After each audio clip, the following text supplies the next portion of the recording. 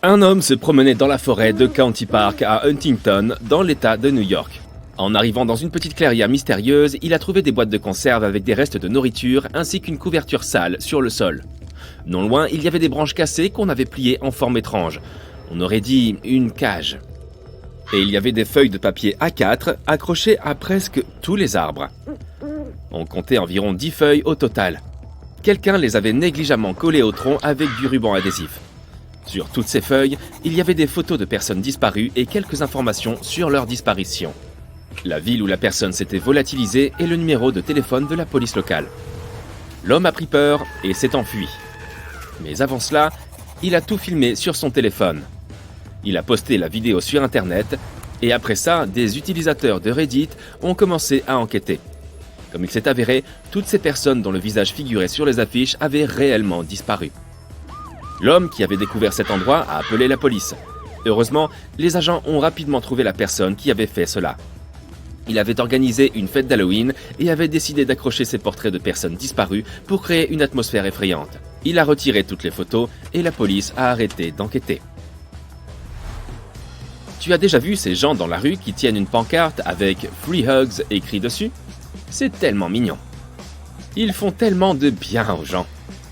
Et maintenant, imagine que tu te promènes dans une forêt sombre, seul au milieu du brouillard. Et quelque part dans les fourrés, tu remarques une petite maison grise. Elle est cachée par les feuillages et ressemble à l'entrée d'un bunker. Il n'y a pas de fenêtre, seulement une porte sombre qui ouvre sur l'obscurité. Et tu vois que quelqu'un a écrit « cabane à câlin gratuit » sur l'un des murs. Et non, ce n'est plus si mignon cette fois. On ignore l'emplacement exact de cette cabane, mais elle se trouve quelque part dans les forêts du Wisconsin. En fait, il n'y a rien de terrible à l'intérieur. Quelques ordures, des feuilles sèches, des toiles d'araignée et de la mousse. Des adolescents ou des sans-abri passent du temps dans cette cabane. Certains d'entre eux ont probablement beaucoup d'humour pour avoir eu l'idée d'écrire cette phrase sur le mur. Mais imagine si c'était une très vieille femme pâle et effrayante qui vivait là depuis des années. Elle t'attendrait à l'intérieur pour te serrer fort dans ses longs bras frêles. Nous sommes à Greenville, en Caroline du Sud. Il y a une forêt à côté de cette ville. Tu t'y rends et tu aperçois la silhouette d'un homme. C'est un grand clown sinistre. Tu te fiches de peur. Il se tient juste là, entre les arbres, et te regarde en souriant. Tes genoux tremblent, tu es en nage. Le clown lève la main et te demande d'approcher. Tu ne bouges pas, et le clown fait une grimace triste. Puis, il sort de l'argent de sa poche et te le montre. Tu reprends enfin le contrôle de ton corps et tu te précipites hors de la forêt aussi vite que tu peux. Le plus effrayant, c'est qu'il y a plusieurs clowns de ce genre dans les bois de Greenville. De nombreux habitants les ont vus errer parmi les arbres et attirer l'attention des gens avec des pointeurs laser verts. Heureusement, les gens ne s'en sont pas approchés. Ils se sont directement rendus au poste de police le plus proche. Les clowns attiraient les gens vers une maison abandonnée dans les bois. Les agents ont fouillé la bâtisse, mais n'y ont rien trouvé de suspect. Pourtant, les habitants préfèrent désormais éviter la forêt. Dans les forêts, il est possible non seulement de voir, mais aussi d'entendre des choses terrifiantes. Par exemple, tu entendras peut-être des gens crier. Ces cris sont impossibles à localiser et ne se produisent que la nuit. Ils pourront te rendre fou si tu ne sais pas de quoi il s'agit. Les coyotes vivent dans les forêts de toute l'Amérique du Nord, du Canada et du Mexique. En hiver et au printemps, ces animaux hurlent et crient régulièrement. Même s'il n'y a qu'un seul coyote, tu auras l'impression de te trouver au milieu d'une véritable meute. La cause de cette illusion, c'est qu'il y a beaucoup de bruits différents dans une forêt. Des oiseaux, des mammifères, le bruit de la pluie, tout cela vient se mélanger aux hurlements du coyote et tu auras le sentiment que ces animaux sont partout. De plus, les coyotes peuvent modifier leur timbre et celui-ci te fera croire qu'il s'agit d'une personne. Mais à présent, laissons de côté ces choses effrayantes et allons enfin à la rencontre de quelque chose de beau dans les bois. Tu te trouves dans une grande clairière verdoyante au milieu d'une épaisse forêt. Tu t'approches d'un fourré et tu vois un trou entre les feuilles. Il n'est pas très grand, mais c'est une espèce d'entrée parfaitement ronde. On dirait qu'elle mène vers un pays magique. En fait, il s'agit de la création d'un célèbre artiste finlandais nommé Antti Latinen. Il a soigneusement coupé les feuilles et les branches des arbres afin de créer ce cercle parfait. Il a appelé son œuvre Broken Landscape. C'est un artiste très original et prolifique. Il travaille presque toujours avec l'environnement naturel. Il a par exemple découpé de petits cercles similaires ressemblant à des petits soleils dans les branches serrées d'arbres sans feuilles quelque part. Tu n'as pas besoin de voyager autour du monde pour voir ses œuvres. Tu trouveras facilement des photos du travail de cet artiste sur Internet. Rendons-nous maintenant dans les forêts vertes d'Écosse. En te promenant parmi les arbres et les buissons, tu apercevras des silhouettes humaines. Elles se tiennent immobiles, n'ont pas de visage et reflètent tout ce qui les entoure. Le célèbre sculpteur écossais Rob Mulholland a fabriqué ces statues en plexiglas. C'est un matériau spécial qui reflète la lumière comme un miroir. 6 de ces sculptures composent la grande installation nommée Vestige. Chaque silhouette a une posture différente. Elle reflète les arbres, les buissons et l'herbe, et se fondent ainsi dans la forêt. En été, quand tout est en fleurs, les statues sont magnifiques. Mais au début du printemps ou à la fin de l'automne, elles ne reflètent que la grisaille et l'absence de vie, ce qui leur donne un air assez effrayant. L'intention du sculpteur était de montrer que les gens vivaient dans les forêts il y a de nombreuses années, au temps où l'humanité était plus proche de la nature. À cette époque, la survie dépendait de l'état des forêts. Et ces statues témoignent de l'unité de l'homme avec son environnement. Il existe une forêt étonnante dans le sud du Japon. Il n'y a rien de bizarre là-bas. C'est la forêt elle-même qui est étrange. Si tu la regardes depuis une certaine hauteur, tu remarqueras que les arbres y poussent en cercle concentrique. Ce phénomène se répète plusieurs fois. Plus tu te rapproches du centre de cette zone, plus les arbres sont proches les uns des autres. Dans la rangée extérieure, les arbres ne poussent pas très densément. Cela forme un dessin extrêmement mystérieux. Mais il ne s'agit pas d'une anomalie naturelle. C'est en réalité le résultat du travail des hommes. En 1973, des gens ont planté des arbres de façon à ce qu'ils donnent 10 cercles concentriques. L'idée principale de cette expérience était de découvrir ce qui se passerait si on faisait pousser des cèdres dans ces conditions si particulières. Les chercheurs ont appelé cet endroit la forêt expérimentale. Étonnamment, les arbres se sont mis à pousser de manière à se déployer de façon convexe et symétrique. Cela a démontré que l'espace entre les arbres affectait grandement leur croissance. Au départ, les scientifiques avaient prévu d'abattre les arbres une fois l'expérience terminée. Mais l'endroit est devenu très populaire auprès des touristes. Les gens adorent se promener le long de ces sentiers et prendre des photos à l'aide de drones. Notre découverte suivante se trouve aux États-Unis. Voici Vashon Highway, une autoroute qui passe au milieu d'une grande forêt. Dans ces forêts, tu trouveras un arbre très étrange. Un vélo rouge tout rouillé est coincé dans son tronc. On dirait qu'il a lui-même poussé dans le tronc et qu'il en fait partie. Seul son guidon et l'une de ses roues dépassent de l'écorce. Le vélo est lié à cet arbre depuis les années 50. Un jeune homme l'avait reçu en cadeau pour son anniversaire. Mais comme son guidon et ses roues ne lui plaisaient pas, il l'a abandonné près d'un buisson et n'est jamais revenu le chercher. Le buisson était en réalité un tout jeune arbre. Avec le temps, il a poussé autour de la structure de fer de la bicyclette. Lorsque les habitants l'ont découvert, ils ont décidé de ne pas retirer le vélo de l'arbre. Et ils ont bien fait, car cet endroit est devenu très populaire auprès des touristes. Pour voir la chose la plus étrange et la plus effrayante qui se cache dans les marais, il faut aller en France à la réserve naturelle de Séné. Si tu vas dans cet endroit seul, sans savoir ce qui t'attend, tu te souviendras toute ta vie de ce que tu verras sur place. Et cela risque de te hanter dans tes cauchemars pendant longtemps. Alors imagine que tu arrives dans ces marais en voiture. C'est tôt le matin, la nature se réveille et une brise fraîche souffle. Tu traverses prudemment l'herbe et débouches sur les marais verts. À ce moment, tu aperçois une silhouette.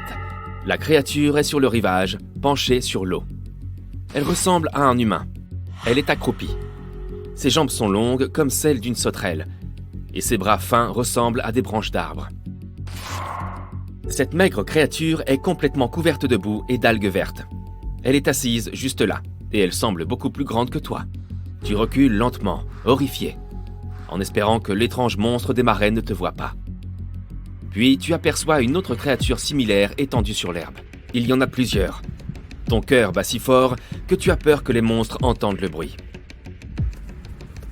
Heureusement, tu parviens à monter dans ta voiture sans te faire remarquer et à t'éloigner de là. Tu viens de voir des Homo algus, des créatures des marais composées d'algues et de boue. Oui, elles ont l'air effrayantes. Mais ne t'inquiète pas, elles ne sont pas vivantes. Ce sont des statues réalisées par un architecte. Elle a voulu montrer l'importance des marais dans le monde naturel à l'aide de ses créations. Les gens associent les marais à quelque chose de terrible, mais en réalité ce sont d'énormes réserves d'eau douce et un habitat pour des milliers d'êtres vivants. La vie commence et se termine dans les marais. Et bien sûr, de nombreux mythes et contes de fées effrayants apparaissent autour de ces lieux. La sculptrice a décidé de combiner les caractéristiques naturelles et le folklore terrifiant dans ses statues. La couleur, les textures et le revêtement de l'Homo algus changent avec le temps, tout comme le paysage environnant. L'autre chose vraiment mystérieuse, tu la verras seulement la nuit. C'est un phénomène étrange et rare, appelé feu follet. Donc, tu conduis le long d'une autoroute entre deux petites villes britanniques. La lune brille de 1000 feux et tu décides de quitter la route pour te promener dans une zone marécageuse. Tu sors de la voiture et tu remarques une étrange boule orange qui flotte juste au-dessus de l'eau. Cette boule vole dans différentes directions et semble vouloir t'attirer plus près. Peut-être s'agit-il d'une personne avec une lampe à pétrole qui appelle à l'aide ? 2 autres boules apparaissent à côté d'elle. Tu as peur. N'essaye pas d'aller dans leur direction. Sinon, tu vas tomber dans un piège. C'est dangereux de marcher dans les marécages. Pendant des siècles, les gens ont vu ce phénomène. Beaucoup sont allés vers ces boules car ils pensaient que c'était quelqu'un qui avait besoin d'aide. Mais ceux qui se sont approchés des feux follets ne sont jamais revenus. Autrefois, les gens pensaient qu'il s'agissait de créatures mystiques venues d'un autre monde. Mais aujourd'hui, la science peut expliquer la nature de ce phénomène. Les champignons et les algues bioluminescents poussent dans les endroits marécageux et peuvent briller en bleu dans l'obscurité. De loin, ils peuvent créer l'illusion d'une boule orange. Le vent et l'eau secouent ces algues, et il semblerait qu'elles volent dans les airs. Par ailleurs, les marais contiennent de nombreuses matières végétales, herbes, argiles, feuilles et branches. Tout cela se décompose et libère du méthane. Dès que cette substance entre en contact avec l'air, elle s'enflamme et s'élève sous la forme d'une boule de feu. Nous sommes en Alabama, près de la ville de Prattville. Ici, il y a des marais qui sont populaires parmi les adolescents. Les jeunes gens et les jeunes filles viennent ici pour rencontrer des fantômes et des monstres fantastiques. Bien sûr, ce sont des contes de fées et des légendes que les gens aiment se raconter. Mais parfois, les habitants entendent un bruit étrange qui provient des profondeurs des marais. On dirait que quelque chose de lourd tombe sur quelque chose de solide. Alors, imagine une petite ville, des adolescents curieux, des contes et des légendes effrayants, et un endroit appelé le marais de Bear Creek. Tout cela constitue les éléments parfaits pour un excellent film d'horreur. Et voici comment cela pourrait commencer. En 2014, le shérif du comté roulait entre 2 villes sur un chemin de terre en passant devant ces marécages. C'était un mardi matin. Du coin de l'œil, il a remarqué quelque chose d'étrange qui sortait de l'eau verte. Il a arrêté la voiture, est sorti et a vu une image effrayante. Des pieux en bambou sortaient du marais et 21 poupées y étaient empalées. La plupart d'entre elles étaient en porcelaine, elles avaient l'air chères et anciennes. En effet, cette collection valait beaucoup d'argent. Mais quelqu'un les avait laissées dans ce marais, dans cet état. Leurs visages et leurs cheveux étaient couverts de peinture blanche, comme si quelqu'un avait voulu effacer leur sourire et leurs yeux. Le shérif a décidé que c'était une sorte de sinistre blague d'Halloween et n'a pas fait attention. Il est retourné au bureau et a raconté sa découverte à ses collègues. L'un des policiers a alors pris une photo des poupées et l'a publiée sur Internet. Elle est devenue virale. Les habitants ont commencé à écrire au bureau du shérif pour exprimer leurs inquiétudes. Et si c'était une sorte de rituel, qui avait fait ça ? Combien de temps allaient rester les poupées dans le marais ? Après ces réactions, plusieurs agents ont pris un canoë et ont navigué pendant 30 minutes pour atteindre les poupées. Ils n'ont pas pu identifier leur propriétaire. Le seul indice était une société d'exploitation forestière qui possédait le territoire. La police a essayé de les contacter, mais personne n'a répondu. Ils ont alors décidé que si le propriétaire venait, il lui rendrait les poupées. Il n'y a rien de vraiment mystérieux dans les choses les plus terribles qui se cachent dans les marais. Ce ne sont pas des créatures mystiques ou des objets étranges. Je parle des crocodiles. Et maintenant, nous allons nous rendre à un endroit où ils représentent le plus grand danger. Il s'agit de l'île de Ramree en Asie du Sud-Est. En traversant ces marécages, tu ne verras rien de suspect au début. Mais bientôt, tu constateras que tout est devenu silencieux. Trop calme. Tu entendras un bruit étrange, comme si quelque chose bougeait dans la boue. Le marécage autour de toi commencera à s'agiter, et alors, tu comprendras que ce n'est pas de la boue et de l'eau. C'est le dos des crocodiles. Ces créatures sont presque impossibles à voir. Tu peux en compter plusieurs dizaines.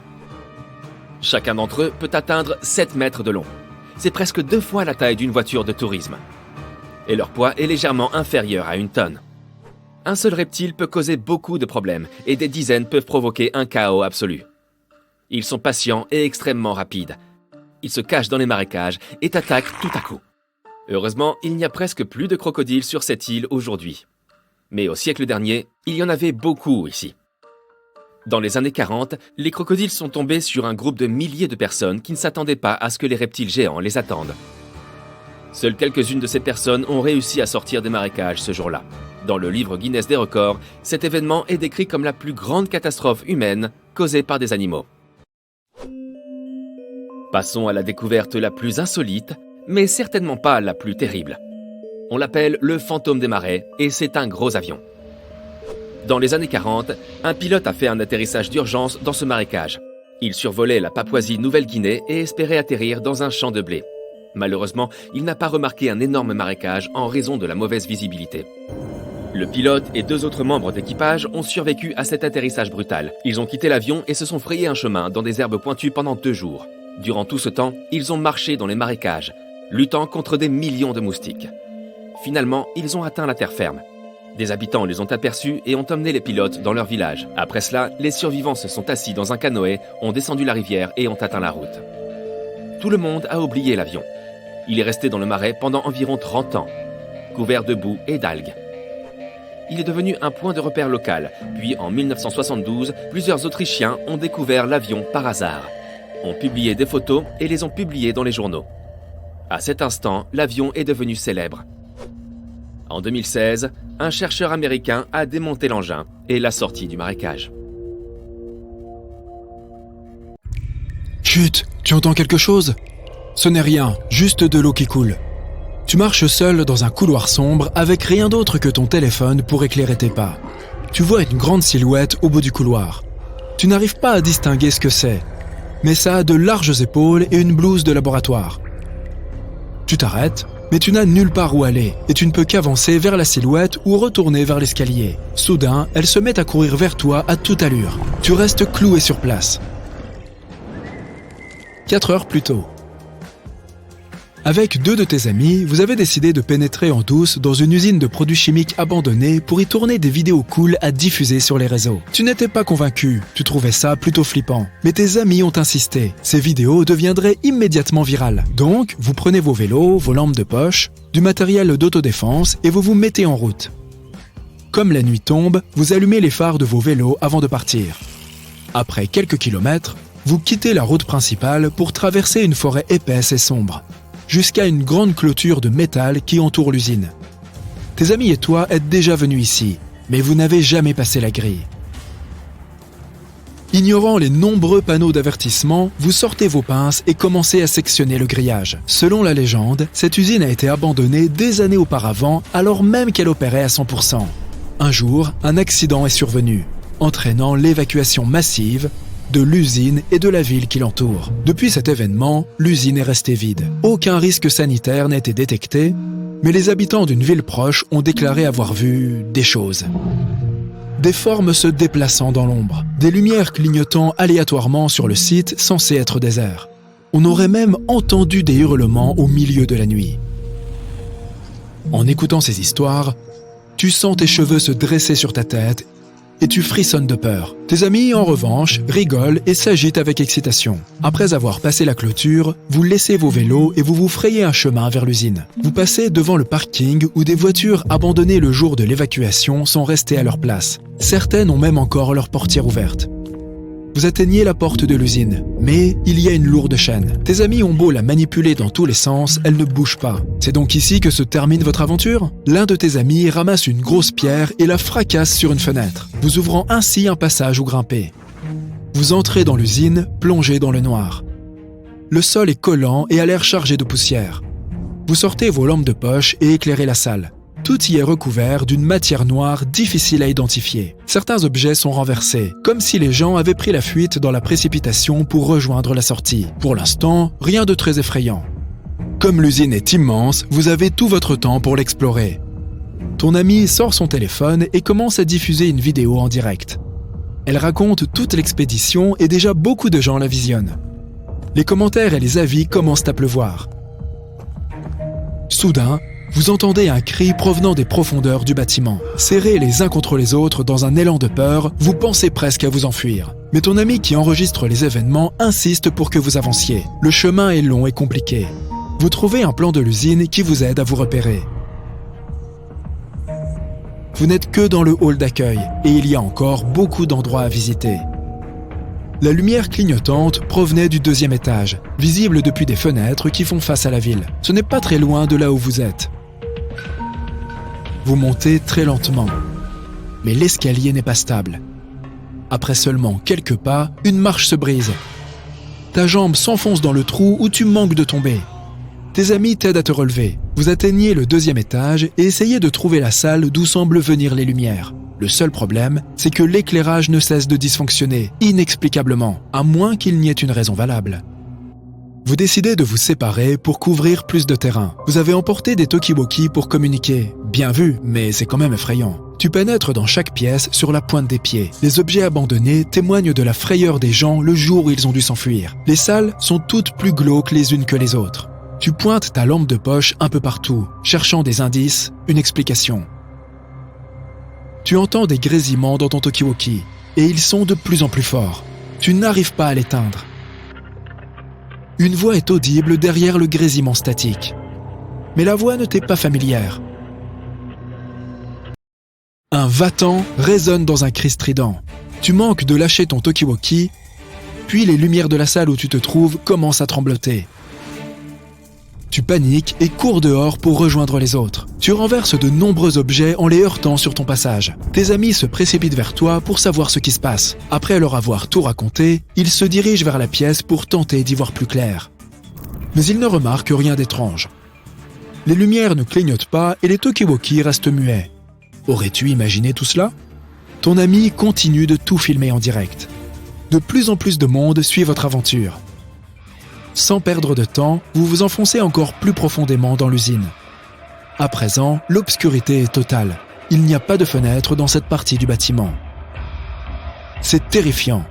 Tu vois des blouses de laboratoire éparpillées par terre. On dirait des corps. La salle où vous arrivez laisse entrevoir d'autres pièces remplies de machines et d'appareils. La plupart de ces pièces sont verrouillées et il faut un code d'accès pour y pénétrer. Problème, il n'y a plus d'électricité. Les piles de ta lampe de poche commencent à lâcher. Alors, tu sors ton téléphone pour t'éclairer. Ton ami est toujours en train de filmer, mais à mesure que vous vous enfoncez, le signal se fait plus instable. Même vos talkie-walkie ne fonctionnent plus. L'air est très humide et la pièce est pleine d'échos angoissants. Chacun de vos pas résonne le long d'un immense corridor, donnant l'impression que quelqu'un vous suit. C'est alors que tu entends des bruits de pas provenant de l'une des pièces. La légende dit qu'une créature vit ici. Ses bras sont immenses, ses dents pointues et ses yeux rouges et brillants. Elle erre dans les couloirs en griffant les murs avec ses ongles acérés. Certains disent qu'elle est perdue et qu'elle essaye simplement de trouver la sortie. D'autres qu'il s'agit d'un chien qui est rentré dans l'usine.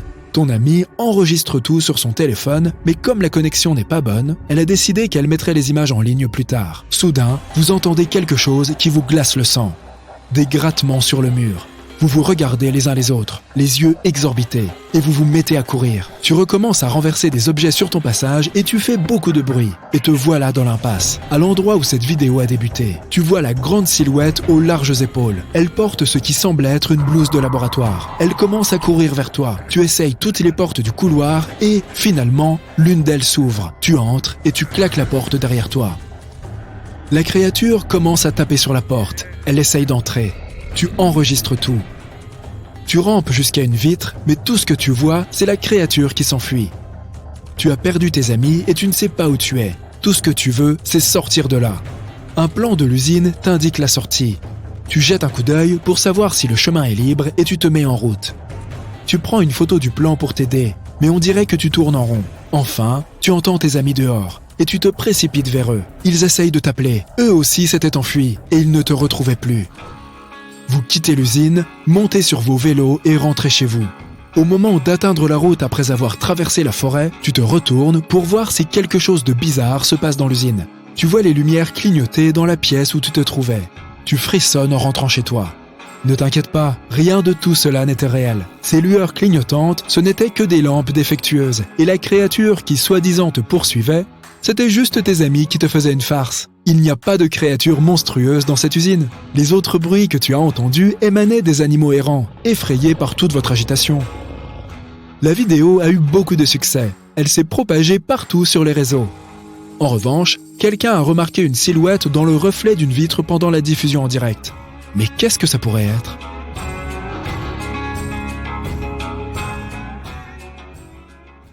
Voici une devinette. Quelle ville américaine est tellement populaire qu'il faut répéter son nom 2 fois ? Tu l'as deviné, New York, New York. Mais le problème est que, quelle part de New York connaissons-nous vraiment ? Je parle de la ville qui se trouve sous la ville. Tu oserais me rejoindre pour une visite souterraine de la Grosse Pomme ? Alors, prends une lampe de poche, il va faire nuit. Nous commencerons au cœur de Manhattan, devant le bâtiment de style roman de l'hôtel de ville. Crois-le ou non, sous nos pieds se trouve la plus ancienne station de métro de New York, connue sous le nom de station Old City Hall. Elle a ouvert le 27 octobre 1904. Ce fut une véritable nuit de fête pour les New-Yorkais. Les gens étaient si heureux que certains ont passé toute la nuit à faire l'aller-retour dans les trains. Avant cela, les citadins se déplaçaient dans des calèches tirées par des chevaux. Pas étonnant que le métro ait connu un tel succès. Tu auras peut-être l'impression de voyager dans le temps en pénétrant dans la station de l'ancien hôtel de ville. L'architecture est impressionnante et unique en son genre. On ne fabrique plus de stations de métro comme celle-ci. Fait amusant, la station Old City Hall coûterait 6,2 millions de dollars si elle était construite aujourd'hui. À l'époque, des dizaines de lustres en cuivre y étaient suspendus. C'était l'un des rares endroits de la ville où l'électricité fonctionnait. Et oh, sans parler des arcs en carreaux multicolores flambant neufs et des plafonds en vitraux que tu peux encore voir aujourd'hui. Impressionnant, non ? Si tu décides de te promener le long des voies, tu risques de te faire surprendre. Le métro de New York est aussi fascinant que la ville en surface. Mais une autre chose que nous oublions généralement, ce sont les coulisses qui permettent à la Grosse Pomme de fonctionner. Ici, tu verras peut-être un ou deux des tubes de courrier pneumatique de New York. Ces tubes ont été construits au 19e siècle et ont fonctionné jusque dans les années 1950. Ils étaient chargés de distribuer le courrier des gens dans les différents bureaux de poste. Les lettres volaient à une vitesse incroyable de 56 km/h. C'est presque aussi rapide qu'un coureur professionnel. Ce système semble bien utile, mais je dois dire que cela fait bizarre d'imaginer la correspondance des gens volée à 5 mètres sous terre. De retour au niveau de la rue, nous nous promènerons sur les luxueuses Lexington et Park Avenue. Si tu lèves les yeux, tu verras le célèbre hôtel 5 étoiles Waldorf Astoria. De nombreuses célébrités y ont séjourné, dont John Lennon et Yoko Ono, ainsi que des présidents comme Franklin Delano Roosevelt.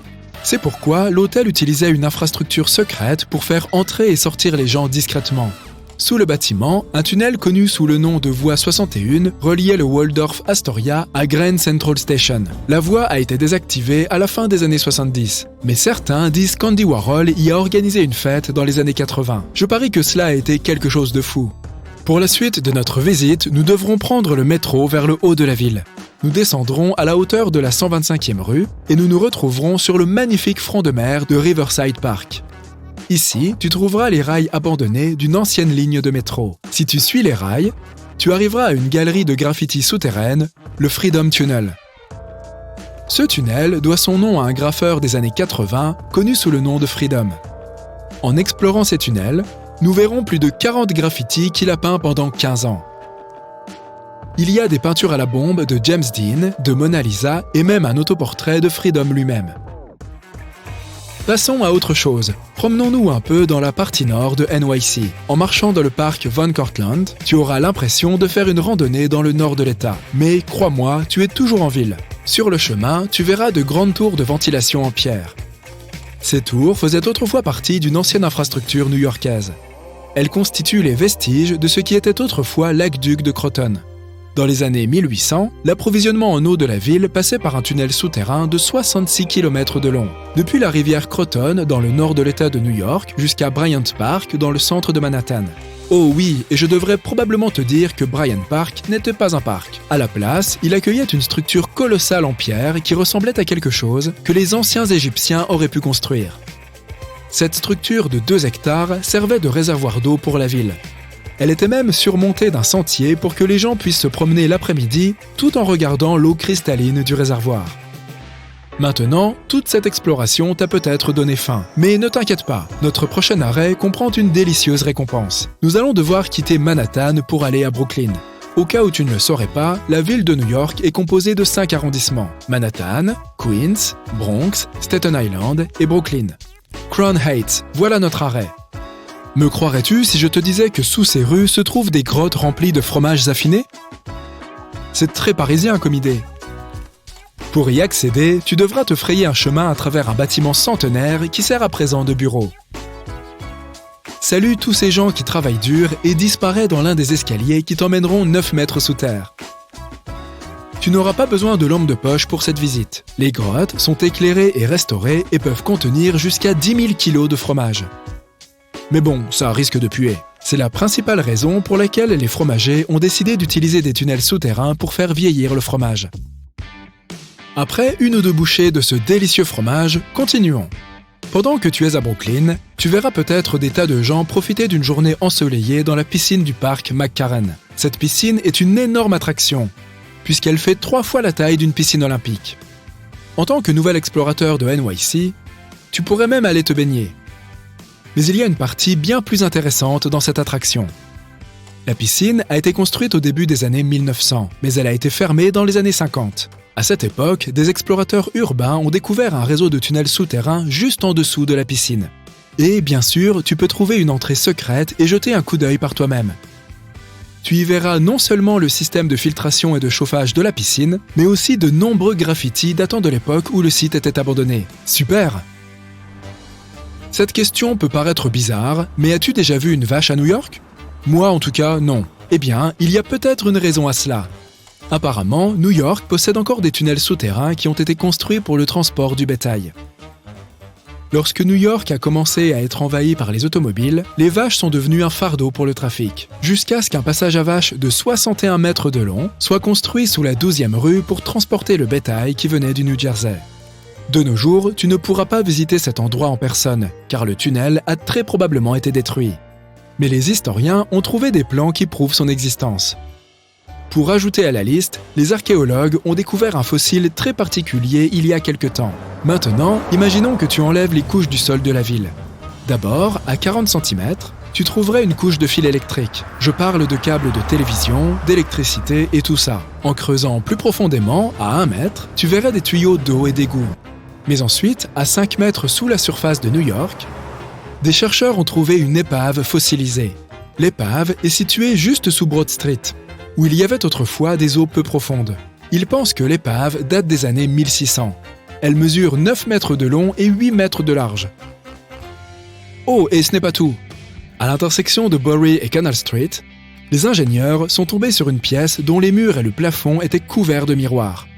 Et personne n'a encore réussi à expliquer l'existence de cet endroit bizarre. Notre visite des souterrains de la Grosse Pomme touche à sa fin. Mais nous avons fait plus qu'effleurer le sujet. Avant de terminer, profitons du meilleur de la cuisine de NYC. Un bon vieux bagel. Qui sait, peut-être que la prochaine fois, nous irons à Paris ou même à Londres. À bientôt, explorateurs! Quand on pense au parc d'attractions, on imagine généralement des rires qui fusent, des après-midi joyeux, mais une fois qu'ils sont fermés et abandonnés, c'est une toute autre histoire. Partons à la découverte de quelques-uns de ces parcs. Tu décides de faire un voyage à la Nouvelle-Orléans pour visiter le parc Six Flags. Mais en arrivant sur place, tu découvres que le site est désert. Le panneau indiquant « fermé pour cause de tempête » est toujours là. Mais tu te sens d'humeur aventureuse, alors tu franchis les grilles et elles grincent. C'est moi ou cet endroit file la chair de poule? Quand tu passes devant l'une des piscines, tu crois voir quelqu'un à l'intérieur. Tu te rapproches et... Oh non! Un alligator! Tu prends tes jambes à ton cou, mieux vaut laisser cet animal en paix. Tu continues à explorer le site. Le parc est inspiré de l'architecture française de la ville. Mais les bâtiments sont désormais sales, les fenêtres sont toutes brisées et il y a des objets étranges un peu partout. Qu'est-ce qu'un patin à roulettes d'une autre époque fait ici? Le parc a été fermé lors du tristement célèbre ouragan Katrina et il a été abandonné sous 2 mètres d'eau. Pas étonnant que les manèges soient tous rouillés maintenant. Ce carrousel ne fait pas très envie. Il nous faudra revenir une autre fois. Mais au moins, tu auras réussi à prendre quelques jolies photos, pas vrai?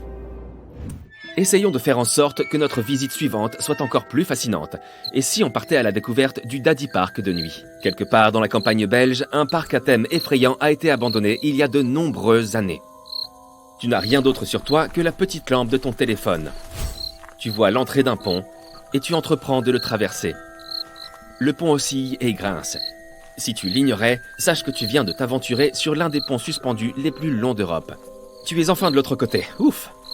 Les bois environnants sont terrifiants et plusieurs attractions commencent à apparaître le long du chemin. La végétation a envahi cette balançoire. Cet énorme toboggan se briserait probablement si tu te risquais à monter dessus. Le parc est dans un état lamentable.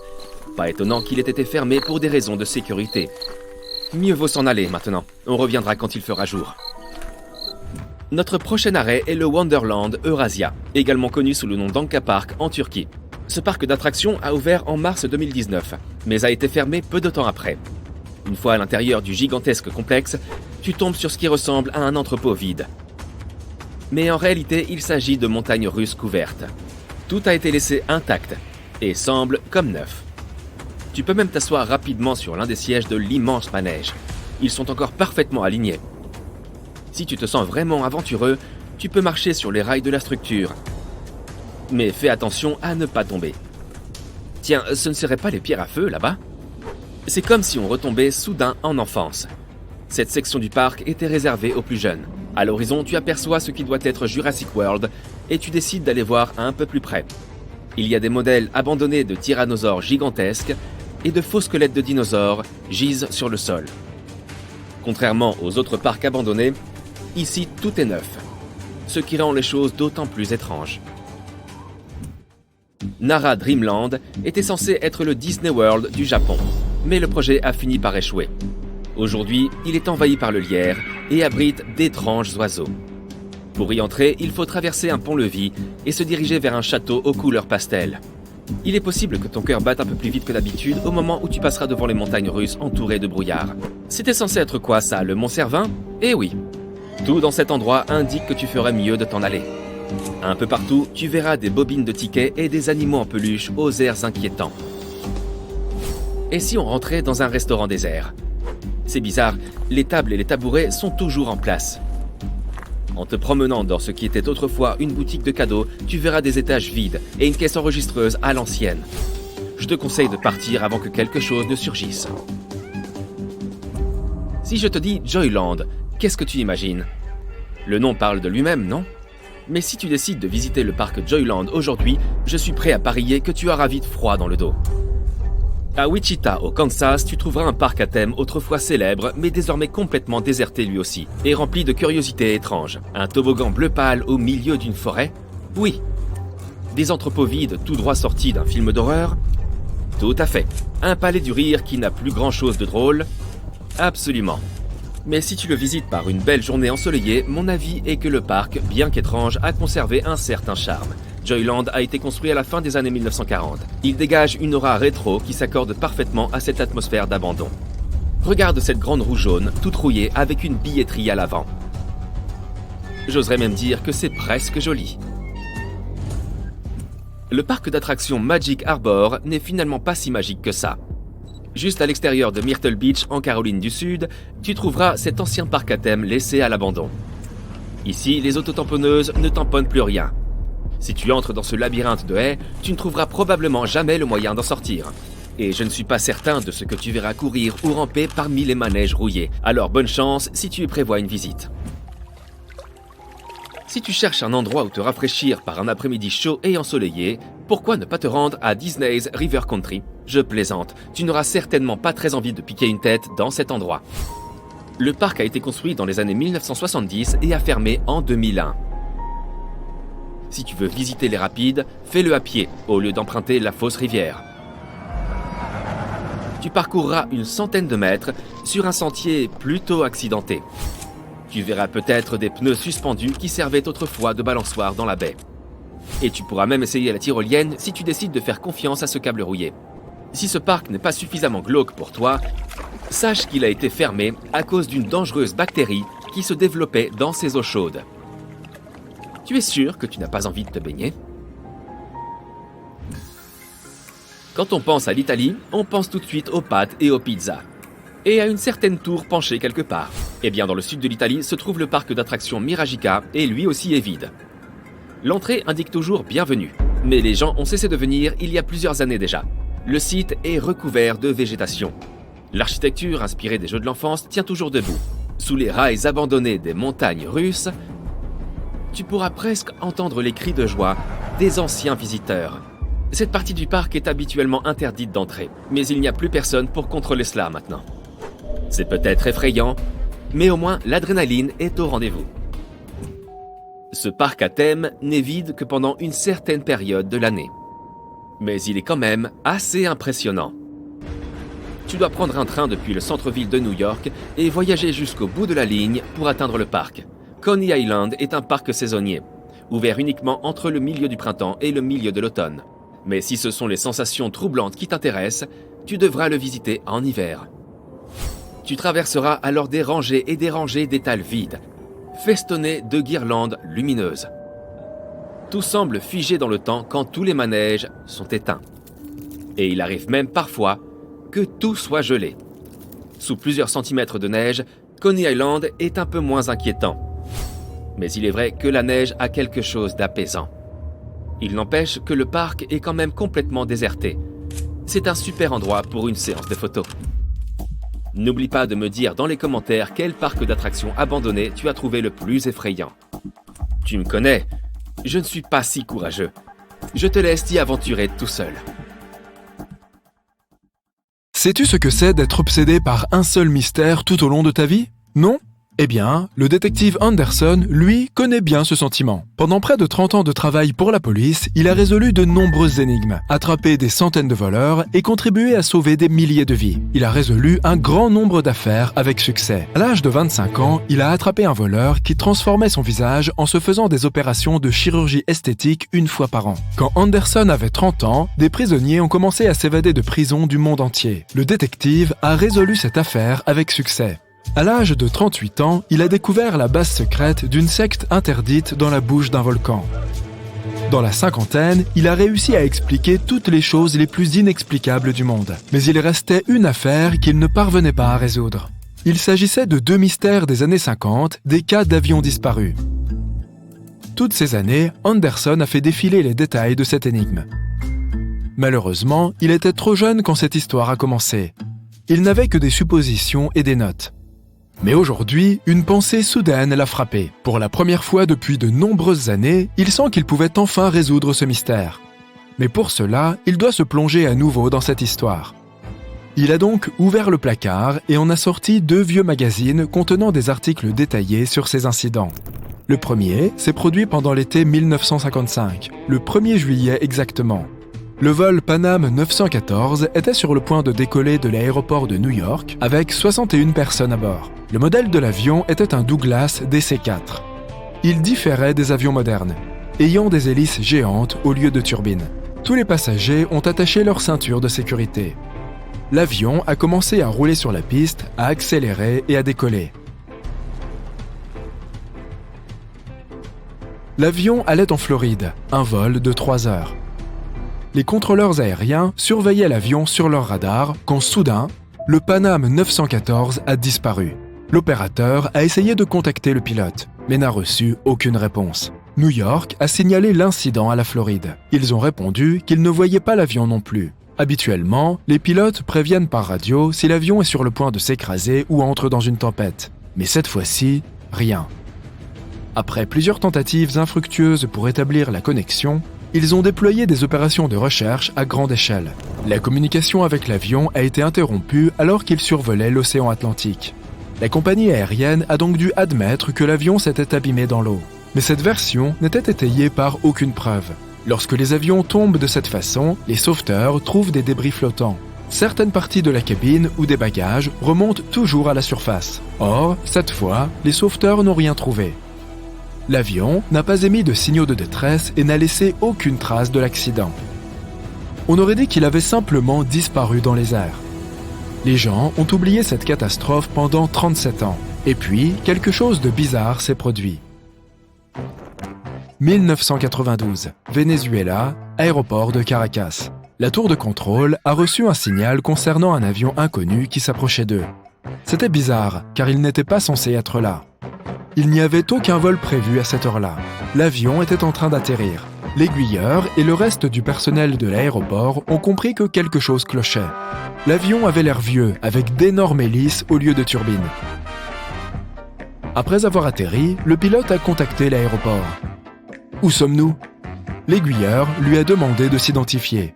Quelques secondes plus tard, il a reçu une réponse. « Nous sommes le vol Pan Am 914, parti de New York pour la Floride, avec un équipage de 4 personnes et 57 passagers à bord. » L'aiguilleur ne savait pas quoi faire. Lui et le personnel de l'aéroport ont compris à quel genre d'avion ils avaient affaire. Que faisait cet avion 37 ans plus tard et à près de 2000 km de sa destination ?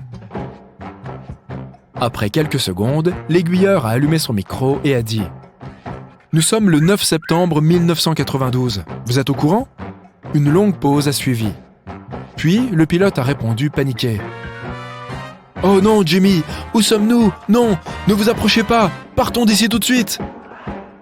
Le personnel de l'aéroport a vu le pilote agiter ses mains d'horreur à travers la vitre. Puis, il a démarré les moteurs et roulé vers la piste. Le Pan Am 914 a augmenté sa vitesse et a décollé. L'aiguilleur a essayé de l'arrêter, mais le pilote n'a pas répondu. L'avion a disparu dans le ciel et personne n'en a plus entendu parler depuis ce jour-là.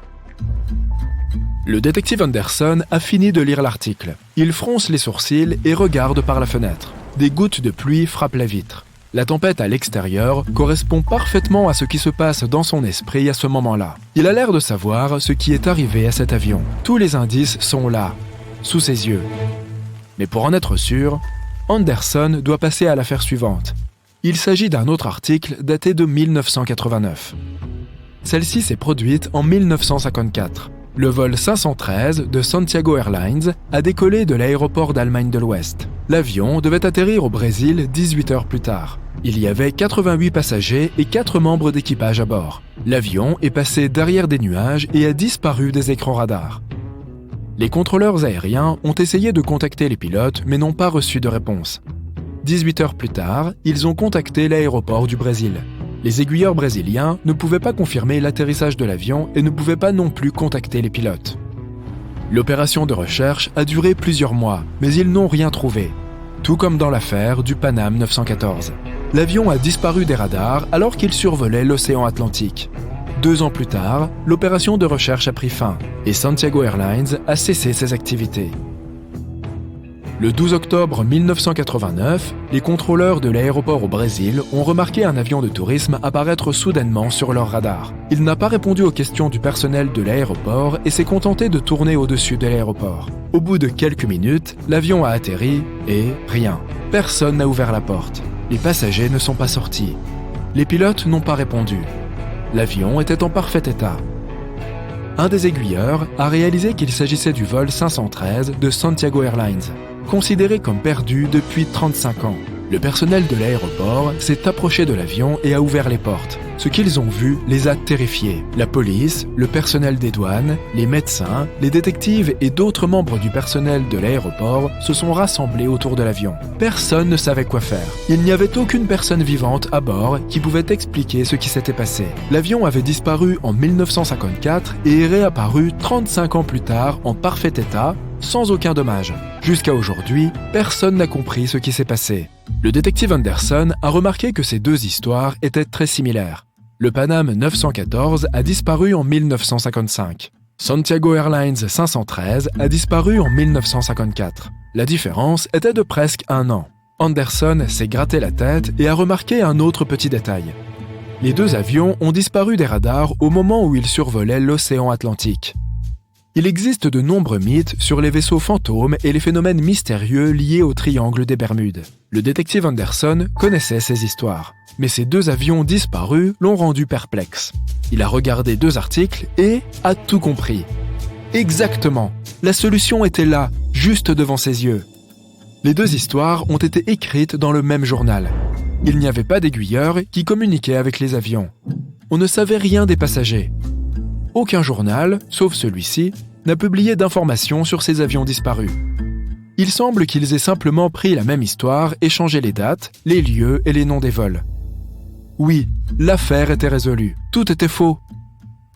La pluie s'est arrêtée. Le détective Anderson a regardé par la fenêtre et a entendu le bruit d'un train qui passait. Il s'est souvenu d'une autre histoire bizarre et inventée.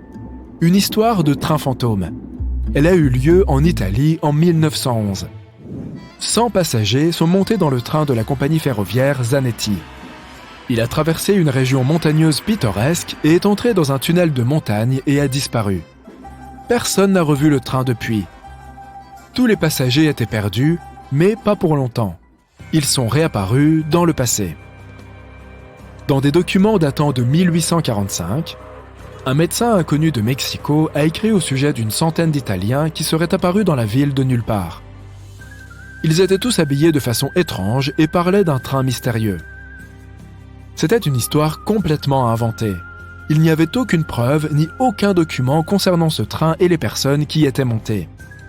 Ford a interrompu ses pensées. Le détective Anderson a décroché le téléphone. Il a écouté silencieusement la personne à l'autre bout du fil. 1 minute plus tard, il a répondu « Oui ». Le détective a reposé le téléphone. C'était un nouveau mystère à résoudre. Dans le désert du Sahara, les habitants ont remarqué un énorme navire qui s'est perdu dans le Pacifique Sud il y a 27 ans. Il n'y avait pas d'équipage à bord, pas de cargaison et pas de drapeau. Personne ne sait comment il est apparu parmi le sable, mais de la boue s'est formée autour de lui à cause de l'humidité. On aurait dit que le bateau s'était téléporté là depuis l'océan. Parfait, pas de faux cette fois-ci. Le détective Anderson a mis son chapeau et a quitté son bureau pour aller enquêter. Mais cette histoire est pour une autre vidéo. Tu es dans le désert d'Atacama, au nord du Chili. C'est l'un des endroits les plus secs de la planète. Mais ce désert cache un joli secret.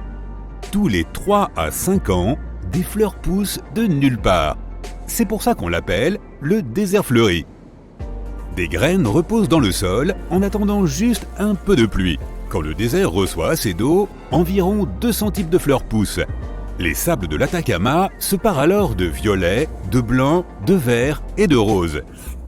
Un autre phénomène que l'on peut observer dans le désert est la cascade de sable. Quand le vent pousse beaucoup de sable au bord d'un canyon, il commence à tomber. S'il y en a vraiment beaucoup, cela crée une cascade de sable, comme en Arabie Saoudite. Elle ressemble aux chutes du Niagara, mais sans eau. Les locaux disent que ce phénomène prévient d'une tempête de sable imminente. Les rondes sorcières, aussi connues sous le nom de cercle des fées ou encore mycélium annulaire, sont de mystérieux cercles de champignons qui apparaissent dans les prairies et zones forestières. La raison pour laquelle ces cercles parfaits apparaissent fait l'objet de nombreux débats. Certaines superstitions prétendent que la danse des fées brûlerait le sol, provoquant la croissance des champignons. Dans le sud de l'Inde, entre juillet et septembre 2001, les gens ont été témoins de l'un des phénomènes météorologiques les plus étranges de l'histoire. De la pluie rouge. La couleur était assez vive pour tacher les vêtements. Il y a déjà eu aussi des pluies d'autres couleurs comme le vert, le jaune, le marron et même le noir. En pleine mousson, une pluie rouge s'est mise à tomber périodiquement, et ce, sur plusieurs semaines. Les chercheurs ont découvert que cette pluie était teintée par de la poussière ou par des algues, donc évite d'en attraper des gouttes sur ta langue. Les scientifiques ne savent pas comment ces algues ont pu arriver là. Cela rend de tels événements un peu troublants. Les personnes qui vivent dans la vallée de Hesdalen, en Norvège, voient souvent des lumières de couleur blanche, jaune et rouge flotter dans le ciel. Elles apparaissent de jour comme de nuit. Dans les années 80, elles ont été observées 15 à 20 fois en une seule semaine. Ces lumières peuvent durer de quelques secondes à plus d'1 heure. Elles semblent littéralement se balancer dans les airs.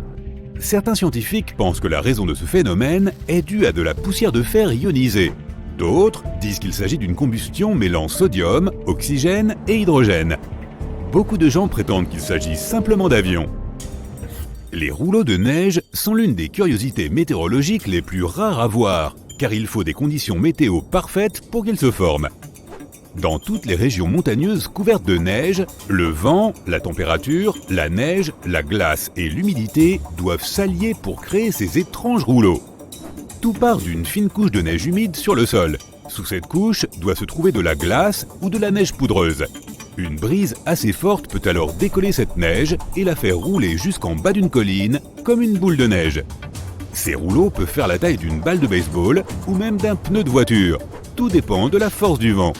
Ces anneaux ne restent pas en place très longtemps, alors fais vite une photo. Savais-tu qu'il existe un endroit sur Terre doté de son propre écosystème et de sa propre atmosphère ? La grotte de Movile, située dans le sud-est de la Roumanie, est restée close dans l'obscurité totale pendant 5,5 millions d'années.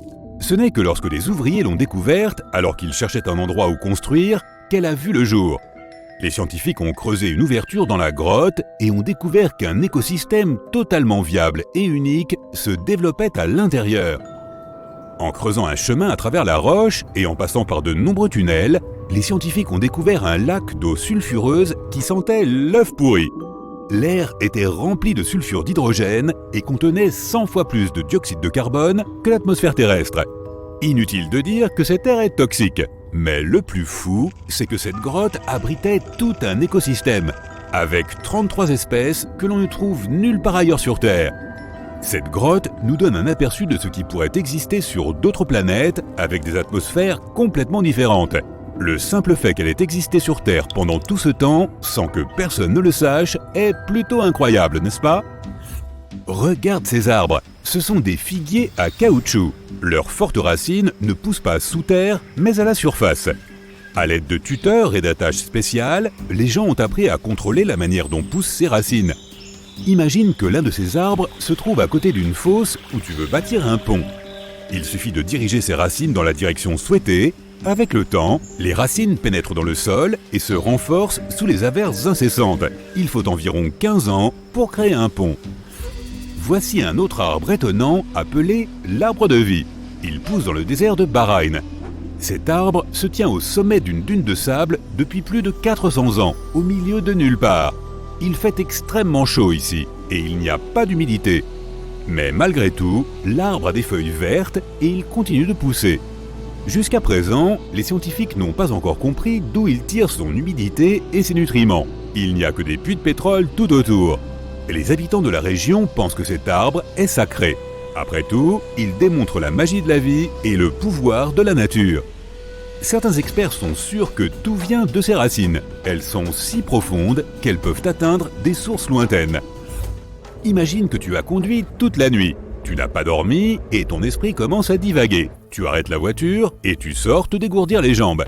Tu regardes alors le ciel et vois un magnifique lever de soleil.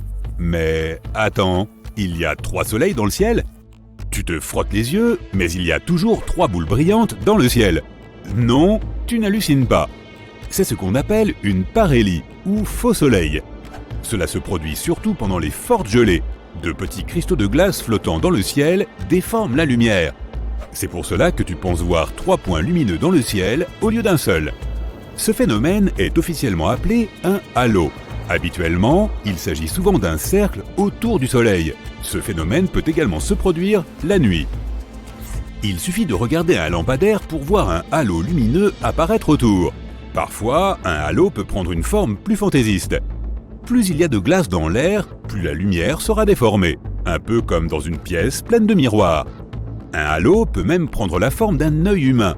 À cause de ce phénomène, une fausse aube peut se produire. Alors que tu regardes l'horizon, le soleil semble se lever, puis il commence à se dissoudre dans le ciel et il fait de nouveau nuit.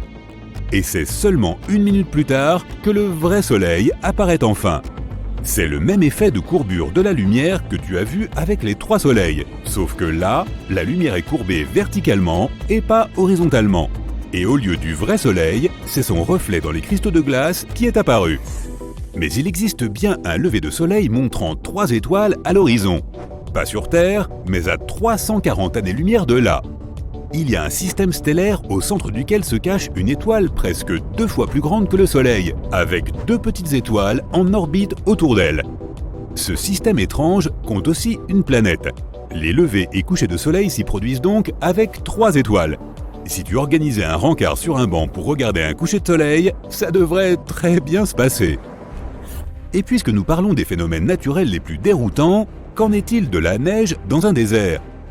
Durant l'hiver 2018, les habitants du désert du Sahara, l'un des endroits les plus chauds et secs de notre planète, se sont réveillés en découvrant une épaisse couche de neige sur le sable. À certains endroits, cette couche de neige atteignait une épaisseur de près de 40 cm. Les météorologues ont trouvé une explication à ce phénomène. Ils ont dit que les masses d'air froid, combinées aux dernières précipitations, avaient entraîné une chute de neige au lieu d'une simple pluie. Alors qu'est-ce qu'on peut bien faire dans ce cas? Des chameaux de neige? Il faut 1 ou 2 bosses. C'était le 10 avril 1912. Richard venait de partir de Southampton en Angleterre à bord du navire le plus célèbre de l'époque, surnommé l'Insubmersible. Comme il venait d'assister à une quasi-collision avec le SS City of New York, il décida d'écrire à sa femme pour lui raconter cet incident effrayant. « Ma très chère Sal, nous nous en sommes sortis hier après beaucoup de difficultés. » Il était loin de se douter qu'à peine 4 jours plus tard, sa plume et le bateau sur lequel il se trouvait seraient perdus à jamais au fond de l'océan Atlantique Nord. Était-ce là une sorte de mauvais présage? Richard a-t-il pressenti ce qui allait se passer à bord? Au cas où tu ne l'aurais pas encore compris, Monsieur Richard Geddes était à bord du Titanic le jour où il a écrit cette lettre à sa femme. Le 14 avril 1912, le navire semblait perdu à jamais. Avec lui, de nombreux secrets et trésors se sont déposés au fond de l'océan. Il a fallu attendre 1985 pour que l'épave du Titanic soit enfin redécouverte grâce à une technologie sonar de pointe. Depuis, les scientifiques ont réussi à récupérer des milliers d'objets dans le bateau naufragé et un grand nombre d'entre eux ont été exposés ou vendus aux enchères. Par exemple, des bijoux, un gilet de sauvetage, un menu de restaurant du navire et même un morceau de moquette d'une cabine de première classe. Tous ces objets ont captivé l'attention du public, comme les diverses histoires des personnes à bord. Les scientifiques ont même cherché à remonter entièrement le Titanic afin de l'étudier convenablement et faire en sorte qu'il ne s'abîme pas davantage. Certains ont suggéré de remplir l'épave de balles de ping-pong pour qu'elle flotte jusqu'à la surface, et d'autres ont même envisagé d'injecter 180 000 tonnes de vaseline dans sa carcasse. Une autre stratégie envisagée consistait à utiliser quelques 450 000 tonnes d'azote liquide afin de piéger le vaisseau dans une sorte d'iceberg artificiel qui le ferait alors remonter par lui-même jusqu'à la surface. Mais toutes ces stratégies ont finalement dû être abandonnées, l'épave étant bien trop fragile pour être récupérée ainsi. Le Titanic est peut-être l'un des navires naufragés les plus intéressants. En tout cas, le plus célèbre. Mais les plongeurs en eau profonde ont encore beaucoup d'autres histoires à nous rapporter. Il arrive que parfois des avions se retrouvent au fond de l'océan. Des plongeurs qui exploraient les environs de l'île d'Oahu, dans l'archipel de Hawaï, sont tombés sur l'épave d'un avion F-4U Corsair. Il semble qu'il se soit écrasé dans l'océan en 1946 en raison d'un manque de carburant.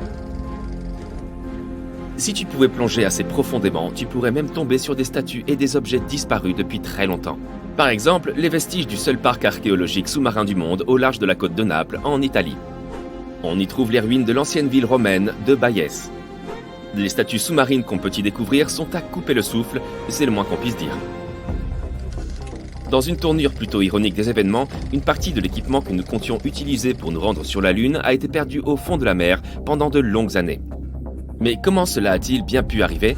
À partir de la fin des années 60 et jusqu'au début des années 70, de nombreuses fusées Apollo ont été lancées en orbite autour de la Terre et de la Lune.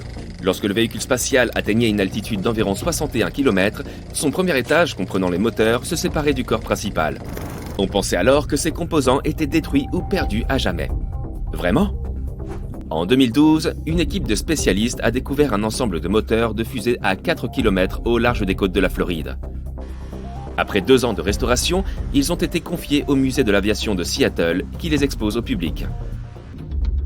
Peux-tu t'imaginer une ville entière plongée sous l'eau? En 2001, une telle ville a été découverte dans le golfe de Cambay, au large des côtes indiennes. Certains archéologues pensent qu'il s'agit de la plus ancienne ville de l'histoire. Pour comparaison, elle fait presque la taille de Manhattan et est constituée de murs massifs et de grandes places. Les plongeurs ont découvert des fragments de sculptures, des œuvres d'art et même ce qui semblait être d'anciens meubles en bois, vieux de 9500 ans, soit 5000 ans de plus que tout ce qu'on a pu trouver jusqu'ici. Ok, et maintenant, pourquoi pas une rivière sous-marine? Je ne peux même pas imaginer à quoi cela ressemblerait, mais des plongeurs affirment en avoir vu au sud de Tulum, au Mexique. Est-ce réellement possible? Eh bien, pas vraiment. Car le cénote Angelita n'est pas une véritable rivière, mais un type très spécial d'illusion d'optique.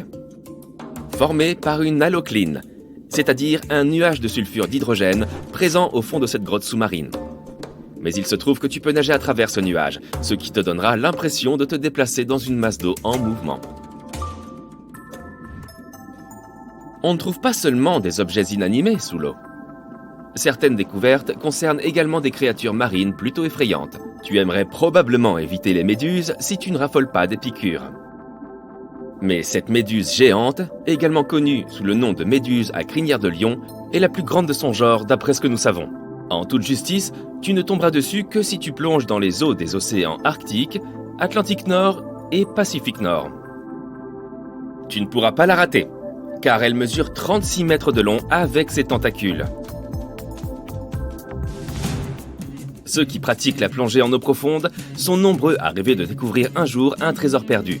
Un plongeur a touché le jackpot lorsqu'il est tombé sur un trésor d'une valeur de près d'1 million de dollars au fond de la mer. C'était en 2015. Ce plongeur chanceux nageait juste au large des côtes de la Floride. Qu'a-t-il trouvé ?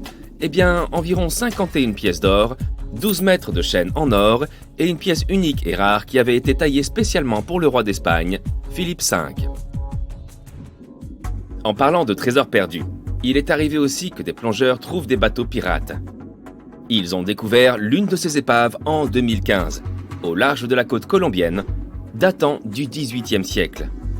La valeur de ce navire disparu a été estimée entre 4 et 17 milliards de dollars, car il contenait des richesses, des pierres précieuses, de l'or et d'innombrables d'autres objets de grande valeur. En comparaison, il y a une île entière, dans les Bahamas, qui est à vendre pour 75 millions de dollars. Un ordinateur est la dernière chose que tu t'attendrais à découvrir sous l'eau, n'est-ce pas ? Et s'il ne s'agissait pas d'un ordinateur ordinaire, mais d'un ordinateur ancien ?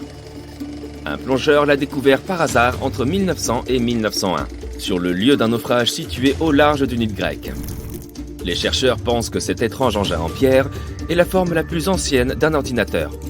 Il a été conçu à de nombreuses fins, notamment pour prédire les positions astronomiques ainsi que les éclipses sur le calendrier. Comme l'humanité a perdu la plupart des technologies de cette époque, il est incroyable que l'on soit tombé sur cet objet après des siècles. Cela nous a permis d'en apprendre beaucoup sur les Grecs de l'Antiquité. L'ordinateur se trouve maintenant au Musée archéologique national d'Athènes, si jamais tu voudrais le voir en personne. Ceci doit être l'un des endroits les plus mystérieux sur Terre. On l'appelle la fosse des Mariannes, et c'est la zone la plus profonde de tous les océans. Nous ne connaissons pas sa profondeur exacte, car il est très difficile de la mesurer, mais elle devrait faire environ 11 km et être 5 fois plus longue que le Grand Canyon. Des scientifiques ont étudié pour la première fois cet énorme trou en 1875 à l'aide d'une corde lestée. En 2012, le réalisateur canadien James Cameron a atteint le fond de la fosse à bord du submersible Deep Sea Challenger. Certaines des créatures les plus étranges de la planète vivent dans cet endroit, notamment la pieuvre Dumbo, le concombre de mer et le requin lutin. La fosse des Mariannes tient son nom des îles voisines, elle-même nommée Las Marianas en l'honneur de la reine espagnole Marianne d'Autriche. Pourquoi l'Australie est-elle si étrangement vide ?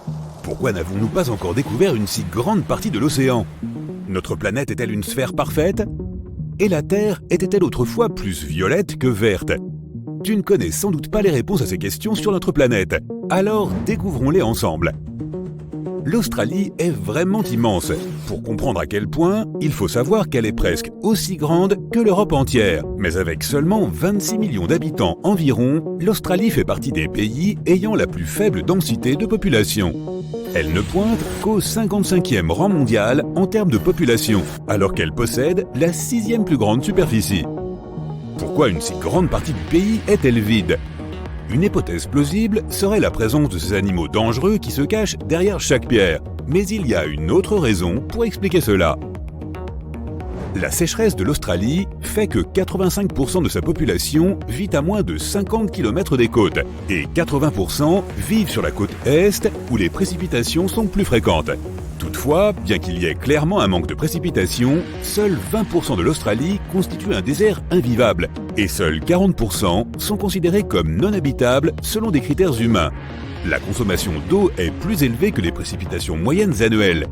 Mais il existe une autre source d'eau ancienne cachée sous terre qui peut pourvoir aux besoins d'une population bien plus importante. Il s'agit de l'une des plus vastes ressources souterraines d'eau douce du monde, le Grand Bassin Artésien. Il couvre une superficie stupéfiante de 1,7 million de kilomètres carrés, soit 1/5 de la taille de l'Australie. Il contient suffisamment d'eau pour recouvrir la Terre d'une couche de 50 cm de profondeur. Ou bien, et c'est nettement plus utile, il pourrait fournir assez d'eau aux Australiens pendant les 1500 prochaines années. Seulement 6,5% de la surface de l'Australie a un sol adapté à l'agriculture, ce qui ne semble pas énorme. Mais au cas où tu l'aurais oublié, l'Australie est grande, et ce petit pourcentage représente environ la taille de la France. Avec cette immense surface disponible pour les cultures, l'Australie a plus qu'assez de denrées pour nourrir sa population. Et 70% des produits agricoles sont exportés à l'étranger. Alors, avec beaucoup de terre, de nourriture et d'eau, pourquoi la population est-elle si peu nombreuse? La raison en est le processus de migration très lent. Au début, seuls les habitants du Royaume-Uni vivaient ici. Puis, ils ont ouvert leurs frontières aux autres Européens, mais les restrictions sont restées en place jusqu'en 1973. On pourrait penser que près de 200 ans seraient suffisants pour que beaucoup plus de gens immigrent. Mais l'Australie était tout simplement trop loin. Le risque de voyager sur une si longue distance et les coûts du voyage ont fait que les Européens ont préféré les options plus courtes et moins chères et ont migré ailleurs, comme au Canada ou aux États-Unis. Depuis 2000 ans, les gens ont compris que la Terre était ronde. Mais savais-tu que ce n'est pas une sphère parfaite? Du fait de la rotation inclinée de la Terre, notre planète change constamment de taille. Très lentement, bien sûr. Les pôles nord et sud sont étonnamment plats. La Terre ressemble davantage à une boule que l'on écraserait. Imagine une main géante dont les doigts exerceraient une pression sur les deux pôles. À cause de cette pression, l'équateur est un peu gonflé vers l'extérieur. En plus d'un champ gravitationnel inégal, la Terre a beaucoup d'irrégularités dans sa propre gravité, certaines positives et d'autres négatives, ce qui crée une surface inégale, rocheuse et bosselée. Certains endroits sur Terre ont plus de gravité que d'autres. Si tu te pesais le long de l'équateur, tu pèserais 0,5% de moins qu'au pôle. Enfin, ça ne vaut pas la peine de faire le voyage juste pour changer de poids. Si tu mesurais la distance entre le centre de la Terre et le point le plus éloigné de celle-ci, tu serais choqué de constater que ce n'est pas le mont Everest qui arrive en tête. Non, ce point se trouve au niveau de l'équateur, là où la planète a une sorte de bourrelet. Le volcan équatorien Chimborazo serait en fait le point le plus haut de la Terre, car il est le plus éloigné du centre. Il nous reste encore environ 80% de l'océan à cartographier, ce qui est à peine croyable étant donné la quantité du système solaire que nous avons déjà exploré en comparaison. Toutefois, nous connaissons de nombreux détails incroyables sur l'océan. Il couvre plus de 70% de la surface de la planète, abrite 94% de la faune et de la flore terrestre, et grâce à la vie qu'il abrite, jusqu'à 80% de l'oxygène de la planète y est produit, principalement par le plancton, les algues et les bactéries. L'un des endroits les plus célèbres déjà cartographiés est la fosse des Mariannes. C'est le point le plus profond de la Terre, avec une profondeur de près de 11 000 mètres, soit pas moins de 5 fois la longueur du Grand Canyon, et davantage que la hauteur du mont Everest. Elle abrite aussi l'un des fonds marins les plus anciens de la Terre, resté à l'écart pendant environ 180 millions d'années. La pression au fond est de plus de 1000 bars, mais bien que ce soit 1000 fois plus que la pression normale, la vie y est toujours florissante. Dans tout l'océan, on estime que plus de 3 millions d'épaves gisent dans cette profondeur trouble. D'innombrables artefacts y reposent intacts et il pourrait y en avoir plus que dans tous les musées du monde.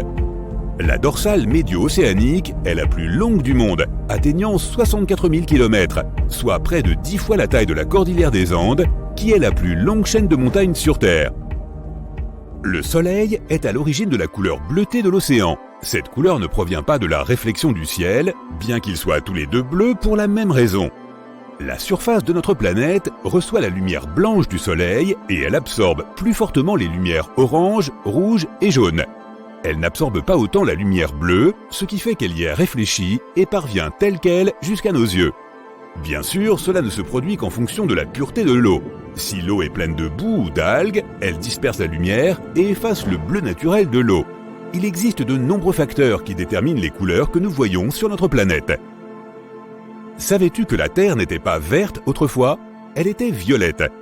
La chlorophylle dans notre atmosphère absorbe principalement les longueurs d'onde bleues et rouges du Soleil et reflète les vertes pour donner l'aspect que nous associons aujourd'hui à notre planète.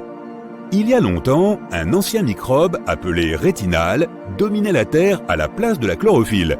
Il absorbait la lumière verte et réfléchissait la lumière rouge et violette. Ces microbes avaient une structure plus simple. Il était donc plus facile à produire dans l'environnement à faible teneur en oxygène de la Terre primitive. Ils ont donné à notre planète une teinte violacée au lieu du vert. Mais la chlorophylle est plus efficace, et à mesure que la Terre se développait, elle a fini par prendre le dessus. Imagine qu'il y a des milliards d'années, des observateurs lointains pouvaient voir notre maison comme un petit point violet. Le plus grand arbre sur Terre est un séquoia géant nommé General Sherman. Il mesure plus de 85 mètres, atteignant presque la hauteur d'un immeuble de 26 étages. On pense qu'il a environ 2700 ans et sa circonférence est de 25 mètres. Son poids est stupéfiant, 1800 tonnes. C'est lourd, mais ce n'est même pas l'être vivant le plus lourd de la Terre. En Utah, un énorme bosquet d'arbres appelé Pando fonctionne comme une seule colonie d'arbres. L'énorme système de racines les relie tous ensemble avec jusqu'à 47 000 tiges. Il pèse près de 6 000 tonnes et a 80 000 ans. Cela en fait la plus ancienne chose vivante connue des humains. Maintenant, qu'en est-il de la plus grande surface d'un seul être ? Au large des côtes de l'Australie occidentale, une algue atteint une taille impensable. L'algue ruban de Poséidon pousse depuis 4500 ans, en propageant des pousses-clones souterraines. Elle est entièrement connectée et partage le même ADN avec la plupart de ses pousses. Elle couvre une superficie incroyable de 200 km², soit l'équivalent de 28 000 terrains de football ou la taille du Nebraska. Et elle ne s'arrêtera pas là, car elle continue de grandir de 60 cm chaque année. Il est difficile de se représenter l'ampleur de ces êtres. Alors imagine si en plus ils étaient violets. Tu viens d'arriver à ton endroit préféré sur une plage déserte. C'est tellement calme ici que tu commences à t'assoupir. Mais quand tu ouvres les yeux, c'est le choc. Mais qu'est-ce qui se passe ? C'est une vraie maison là qui vient d'apparaître sur le rivage ? On dirait un peu le début d'un roman de science-fiction, mais pas si tu vis près de cette plage du Salvador. On y trouve une maison abandonnée qui semble mystérieusement avoir été rejetée par les flots. Comment cette villa est-elle arrivée là ? Et comment est-ce que personne ne l'avait remarquée jusqu'ici ?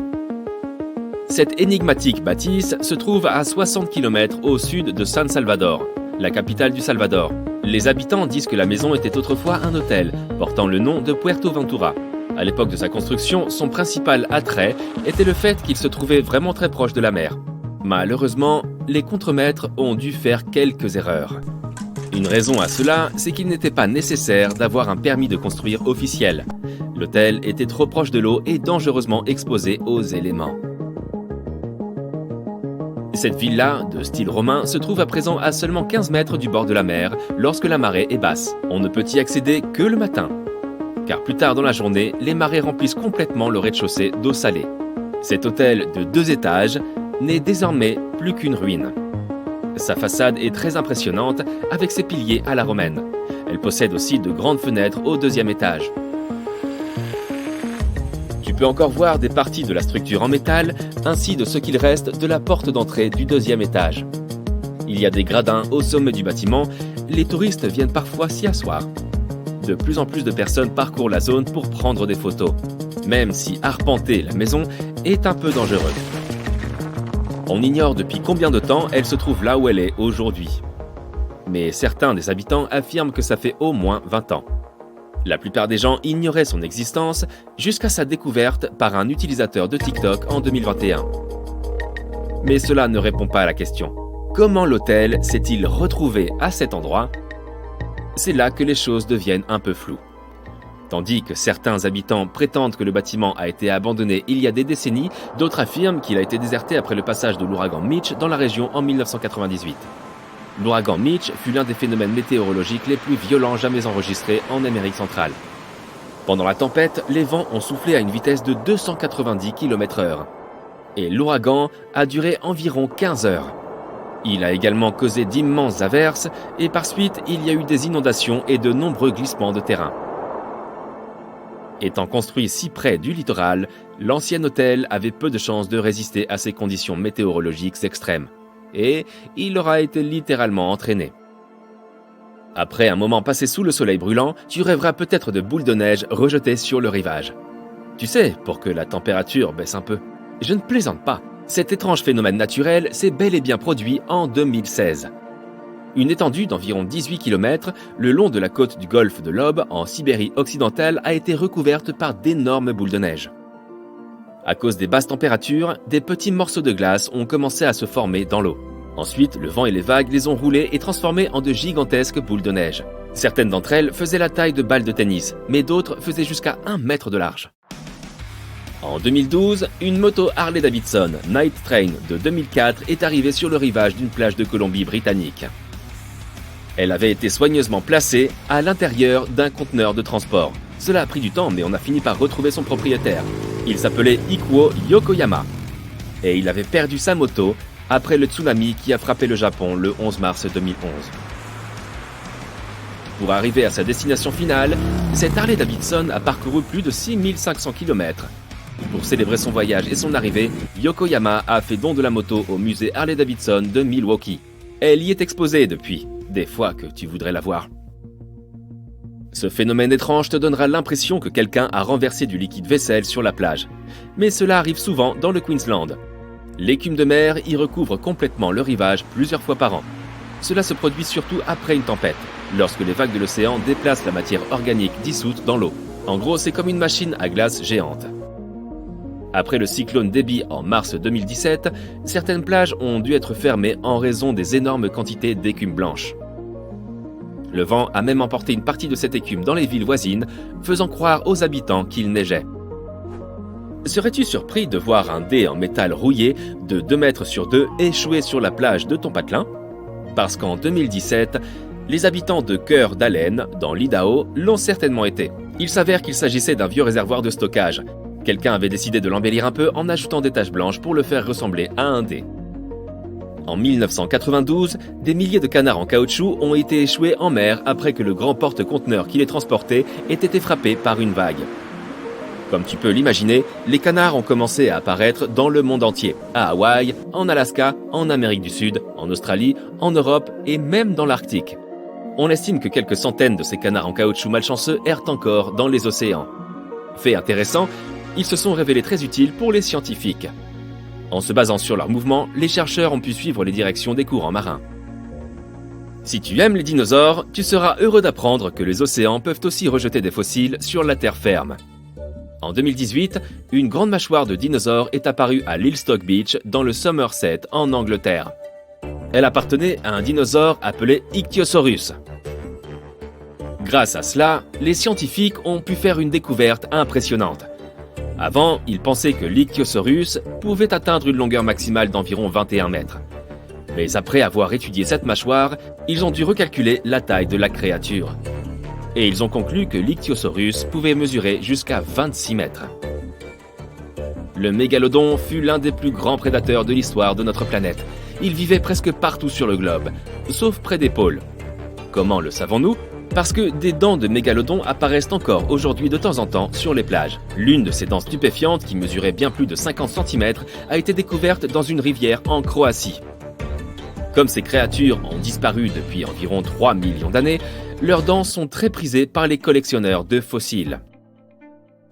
Un bonhomme Lego géant échoué sur un rivage, je n'aurais jamais cru entendre parler d'une telle chose. Pourtant, il s'avère que cela n'est pas arrivé qu'une seule fois. Il y a eu 4 de ces bonhommes Lego géants au total, chacun mesurant environ 2,40 mètres. L'un d'eux a été trouvé en Angleterre et un autre aux Pays-Bas, tandis que les 2 autres sont apparus en Floride et en Californie. Il ne s'agissait sûrement pas d'une coïncidence, et après quelques recherches, les gens ont découvert qu'un artiste néerlandais était derrière tout cela. Il s'agissait de l'œuvre d'un certain Ego Leonard. Un court-métrage a même été réalisé sur le sujet. Il porte le titre de No Real Than You Are. Cette phrase était écrite sur chacun des 4 bonhommes Lego envoyés en mer. En 2012, un paquet de plus de 50 lettres a été retrouvé sur la plage d'Atlantic Island dans le New Jersey. Cela s'est produit peu après le passage de l'ouragan Sandy dans la région. Un garçon de 14 ans a trouvé les lettres et les a données à sa mère. Elle en a été tellement émue qu'elle a décidé de les faire sécher soigneusement et de les rendre à leur propriétaire. Ces lettres avaient été écrites par deux personnes nommées Dorothy et Lynn.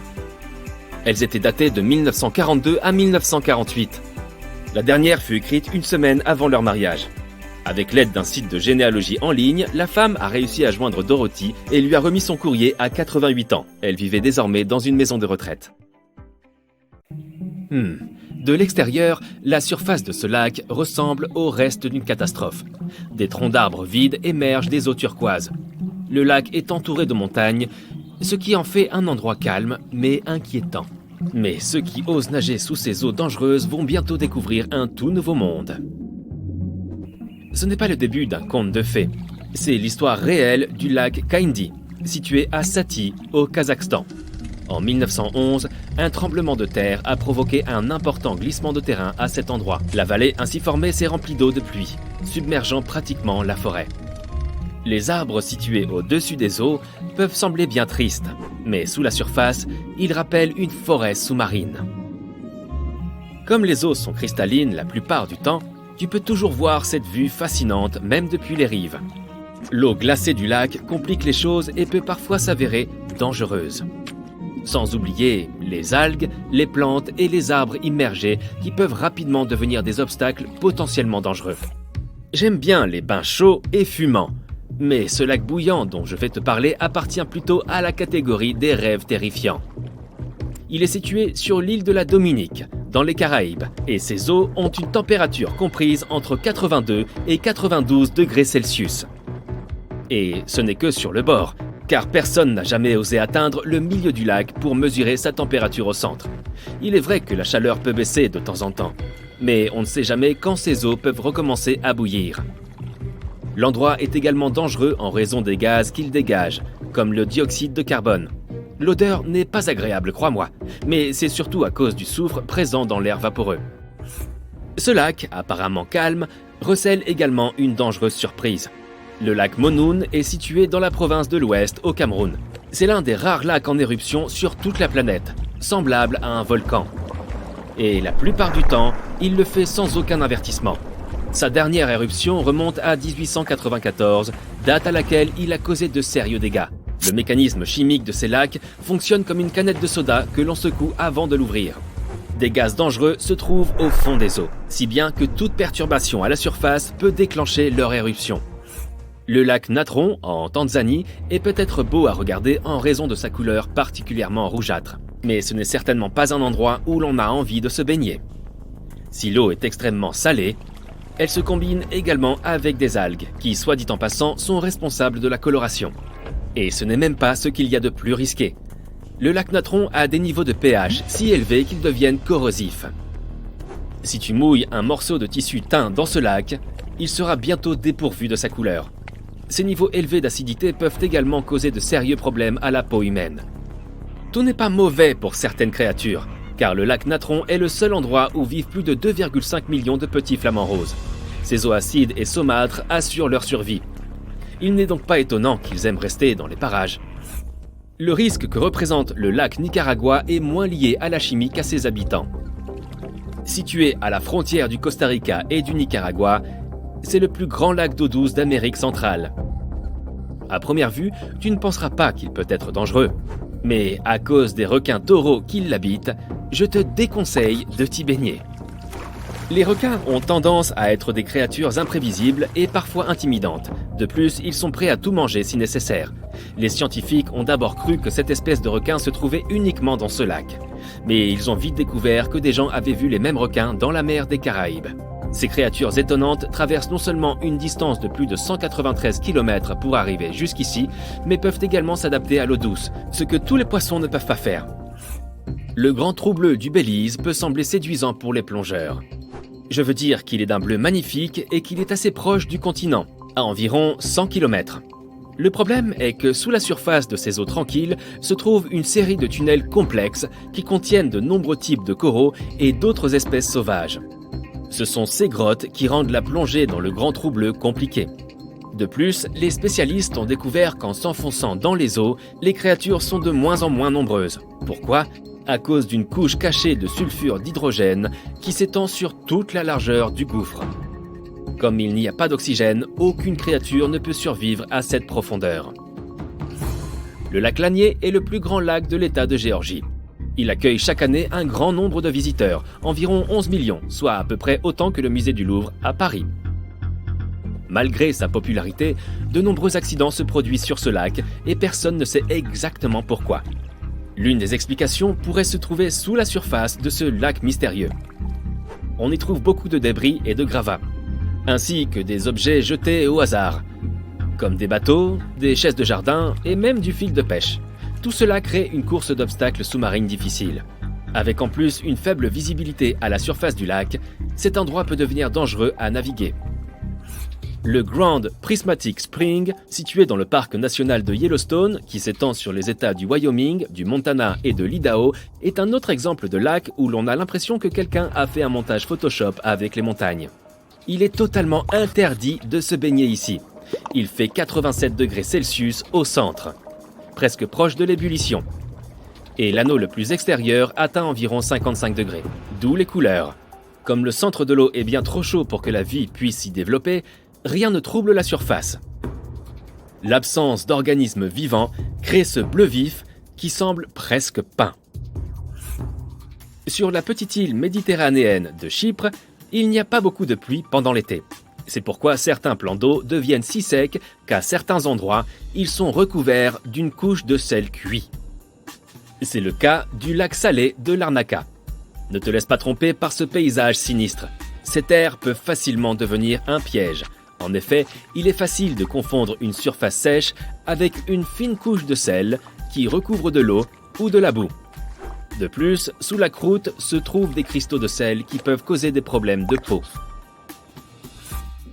Le trou de Samaesan est l'un des endroits les plus dangereux pour se baigner dans toute la Thaïlande. C'est parce qu'il est très profond, jusqu'à 85 mètres, et devient extrêmement sombre. À certains endroits, lorsque les plongeurs descendent, ils peuvent même atteindre des endroits où la visibilité est nulle. Il n'est pas étonnant que beaucoup de gens soient désorientés et ne parviennent plus à trouver leur chemin vers le haut. Le plus grand lac d'Afrique et le troisième plus grand lac du monde s'appelle le lac Victoria. Toutes ces eaux ne sont pas dangereuses pour l'homme, mais certaines régions peuvent rapidement poser des problèmes. Pourquoi ?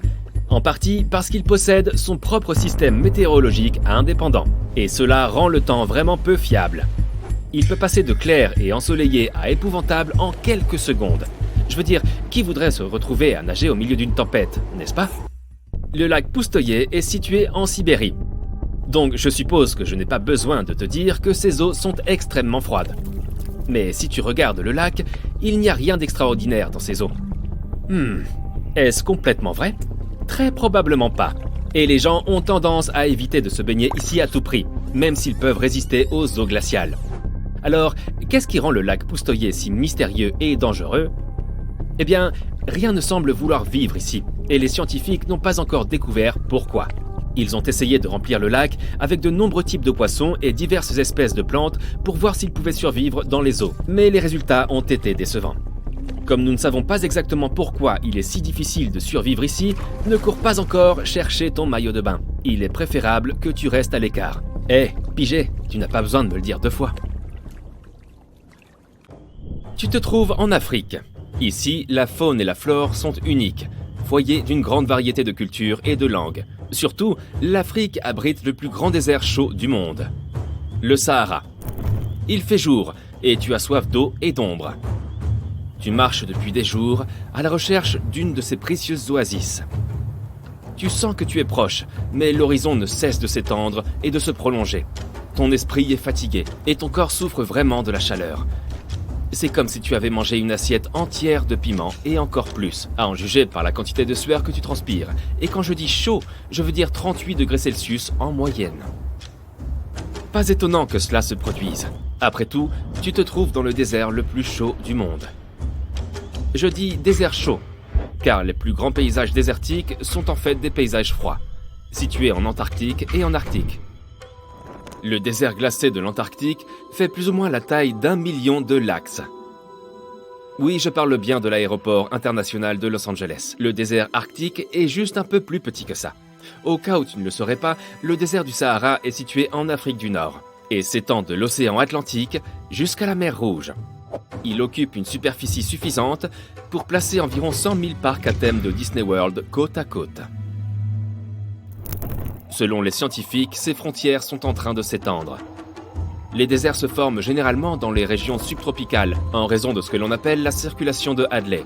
L'air monte à l'équateur et descend dans les régions subtropicales. Cette circulation d'air a un effet asséchant qui favorise la formation de paysages désertiques.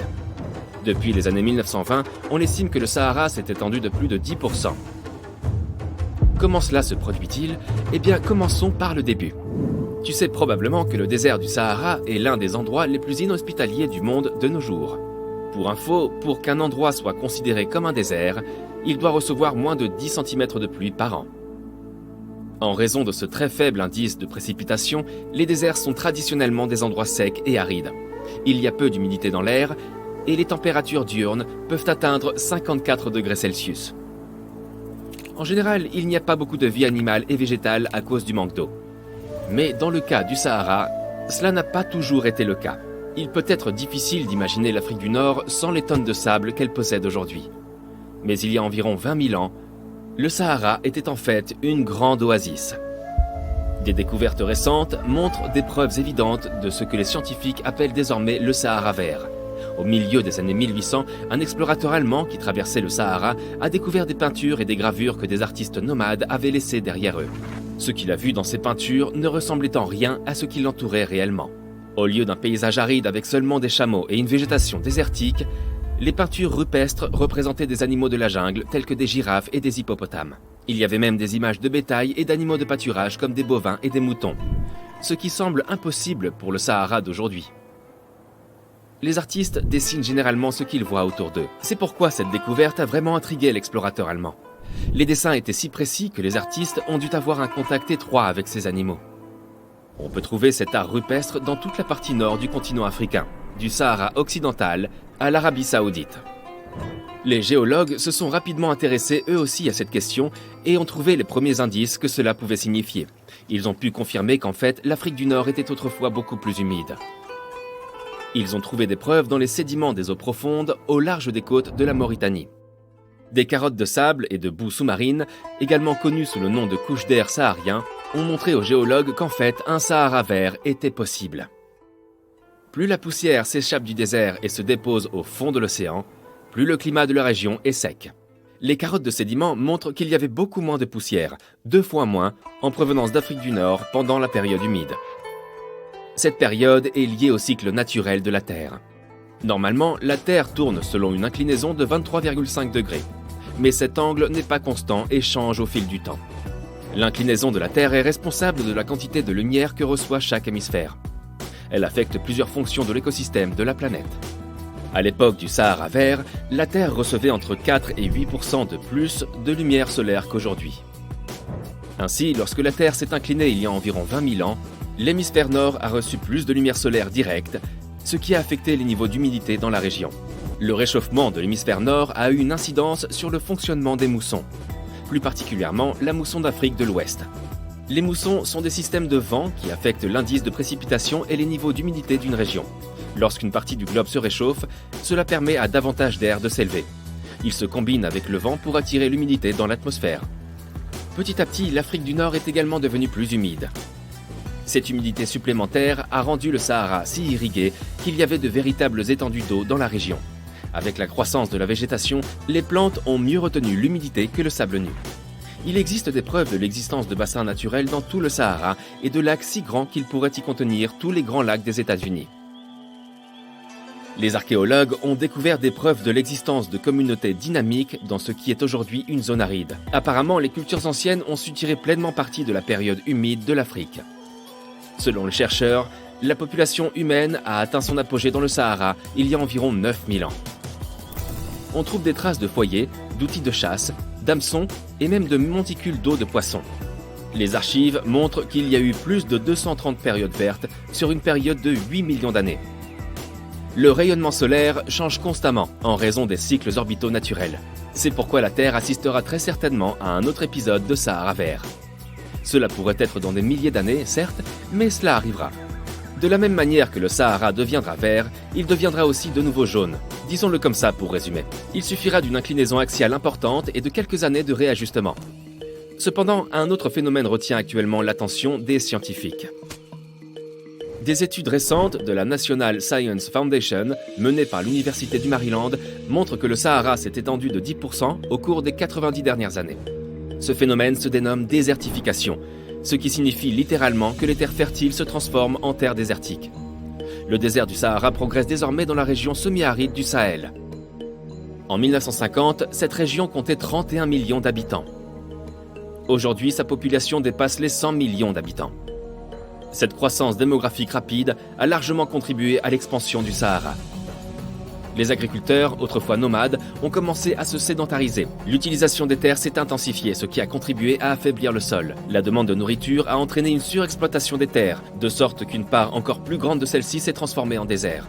L'étude montre également que les cycles climatiques naturels peuvent affecter les précipitations dans le Sahara et le Sahel. Les scientifiques affirment que tous les déserts fluctuent, et pas seulement le Sahara. La frontière d'un désert peut s'étendre pendant l'hiver sec et se contracter durant l'été plus humide. Au sud du Sahara se trouve le bassin du Tchad. Il s'agit d'une étendue d'eau naturelle qui sert désormais d'indicateur de l'expansion du Sahara.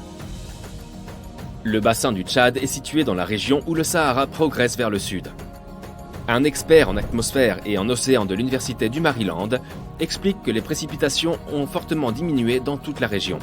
En raison de la réduction des précipitations, il y a moins d'eau dans tout le bassin, et même le lac Tchad s'assèche. Tout comme le Sahara, le désert d'Atacama au Chili, réputé le plus sec du monde, est également en expansion.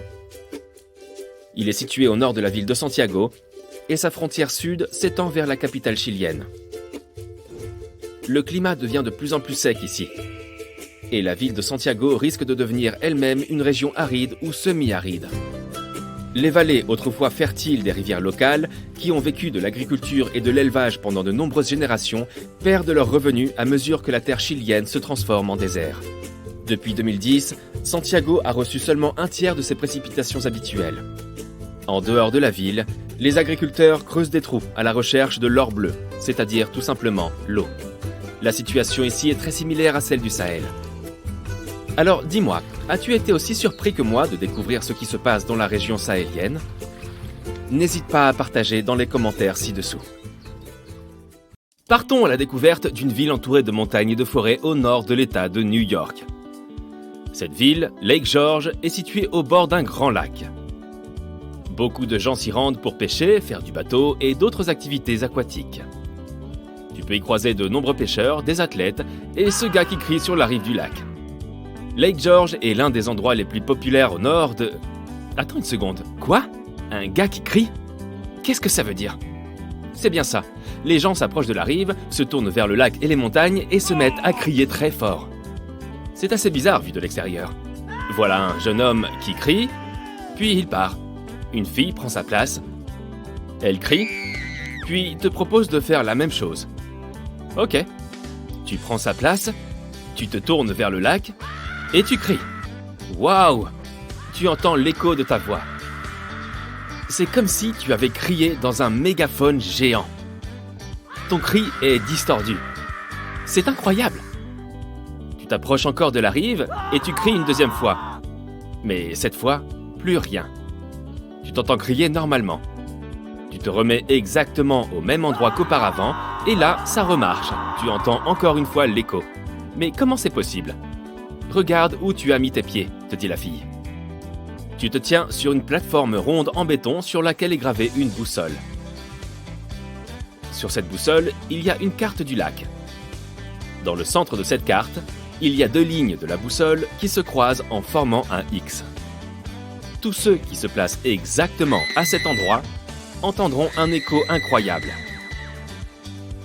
C'est comme si ton cri passait par une autre dimension avant de revenir vers toi. Mais le mieux, c'est que les personnes qui sont juste à côté n'entendent rien. Ils te voient juste en train de crier normalement. L'écho ne se produit que si l'on est placé sur le X. Les chercheurs ne parviennent pas à expliquer ce phénomène acoustique et à comprendre les causes de ce comportement des ondes sonores. Ils ne formulent que des hypothèses et des théories. La plateforme en béton est entourée par un petit mur en demi-cercle qui longe le lac. Certaines personnes pensent que la voie rebondit sur ce mur en créant un effet particulier. On peut trouver ce genre de mur en demi-cercle dans de nombreux endroits, mais aucun ne crée un tel effet. Il y a une autre théorie selon laquelle les montagnes et l'eau créeraient cet écho. Une ancienne légende raconte qu'une créature magique est apparue à cet endroit. Elle aurait crié vers l'eau et sa sagesse résonne sur le lac depuis. Je crois plutôt que la voie rebondit sur le mur, mais bon, passons à la visite de l'endroit suivant. Un autre endroit incroyable. En Californie cette fois. Bienvenue sur le lac Berryessa. Approche-toi de la rive et regarde. Tout a l'air normal. La nature autour est luxuriante, l'eau est claire et calme. Mais il y a un trou énorme dans ce lac, par lequel s'écoulent chaque seconde des millions de mètres cubes d'eau. Ne t'inquiète pas, ce n'est rien de naturel, ni une porte de l'enfer. C'est le Glory Hole, et il a été créé par les êtres humains. Le lac Berryessa se situe là où se trouvait la ville agricole de Monticello. Au siècle dernier, les habitants ont construit une digue à côté du lac. Lors des saisons pluvieuses, l'eau s'accumulait et débordait de la digue. Pour résoudre ce problème, les ingénieurs ont créé ce grand trou. Pour te donner une idée de sa taille, imagine une fourmi qui se balade sur le bord de ta baignoire pendant que de l'eau s'écoule par le drain de celle-ci. Voilà, ce Glory Hole a la taille du trou de drainage pour la fourmi. L'eau est acheminée par un tunnel horizontal vers la baie la plus proche. Le Glory Hole est une attraction locale et il est visité par beaucoup de touristes. Déplaçons-nous dans les Caraïbes pour découvrir un autre lieu fascinant. Au milieu de la mer turquoise, sur l'une des îles paradisiaques, se trouve un lac unique. Toute la forme environnante ressemble à une plateforme en béton. Mais tu ne peux pas te baigner dans ce lac. Sa température est si élevée qu'il dégage de la vapeur. Cette eau n'est pas vraiment de l'eau, mais de l'asphalte liquide. Le lac Peach est le plus grand réservoir de bitume naturel au monde. Il atteint les 75 mètres de profondeur. Un avion de ligne pourrait s'y écraser en position verticale et y couler entièrement. Le lac n'a pas encore été étudié minutieusement. Il pourrait y avoir un creux dans la croûte terrestre situé sous le lac. Des gaz naturels et du pétrole passent par cette ouverture en se mélangeant avec l'eau. Puis, après plusieurs réactions chimiques, ce liquide se transforme en asphalte. On estime que ce lac contient 10 millions de tonnes de matière brûlante. En théorie, aucun être vivant ne peut se développer dans de telles conditions, mais les chercheurs y ont découvert une colonie de microbes. Cela signifie que la vie pourrait exister en dehors des conditions de notre planète. Il y a plusieurs lacs d'hydrocarbures sur la surface de la plus grande lune de Saturne, Titan, qui ressemble au lac Peach. Et si les formes de vie les plus simples existent dans ce lac d'asphalte, elles pourraient peut-être aussi survivre sur Titan. Encore un lac peu banal. Il se situe dans la région la plus sèche du monde. Il ne s'agit pas du désert avec ses dunes et ses plaines de sable infinies. Il s'agit de l'Antarctique. Une zone sèche n'est pas forcément une zone chaude. C'est une zone sans précipitation. Un lieu désert n'est pas un lieu chaud avec du sable, c'est un lieu sans vie. On retrouve ces caractéristiques dans certains coins de l'Antarctique. Il y fait tellement froid qu'une tasse de thé se congèle en 1 minute. Mais le lac qui nous intéresse ne gèle pas. C'est plutôt une mare d'ailleurs, car elle est petite et peu profonde. C'est une mare d'eau froide.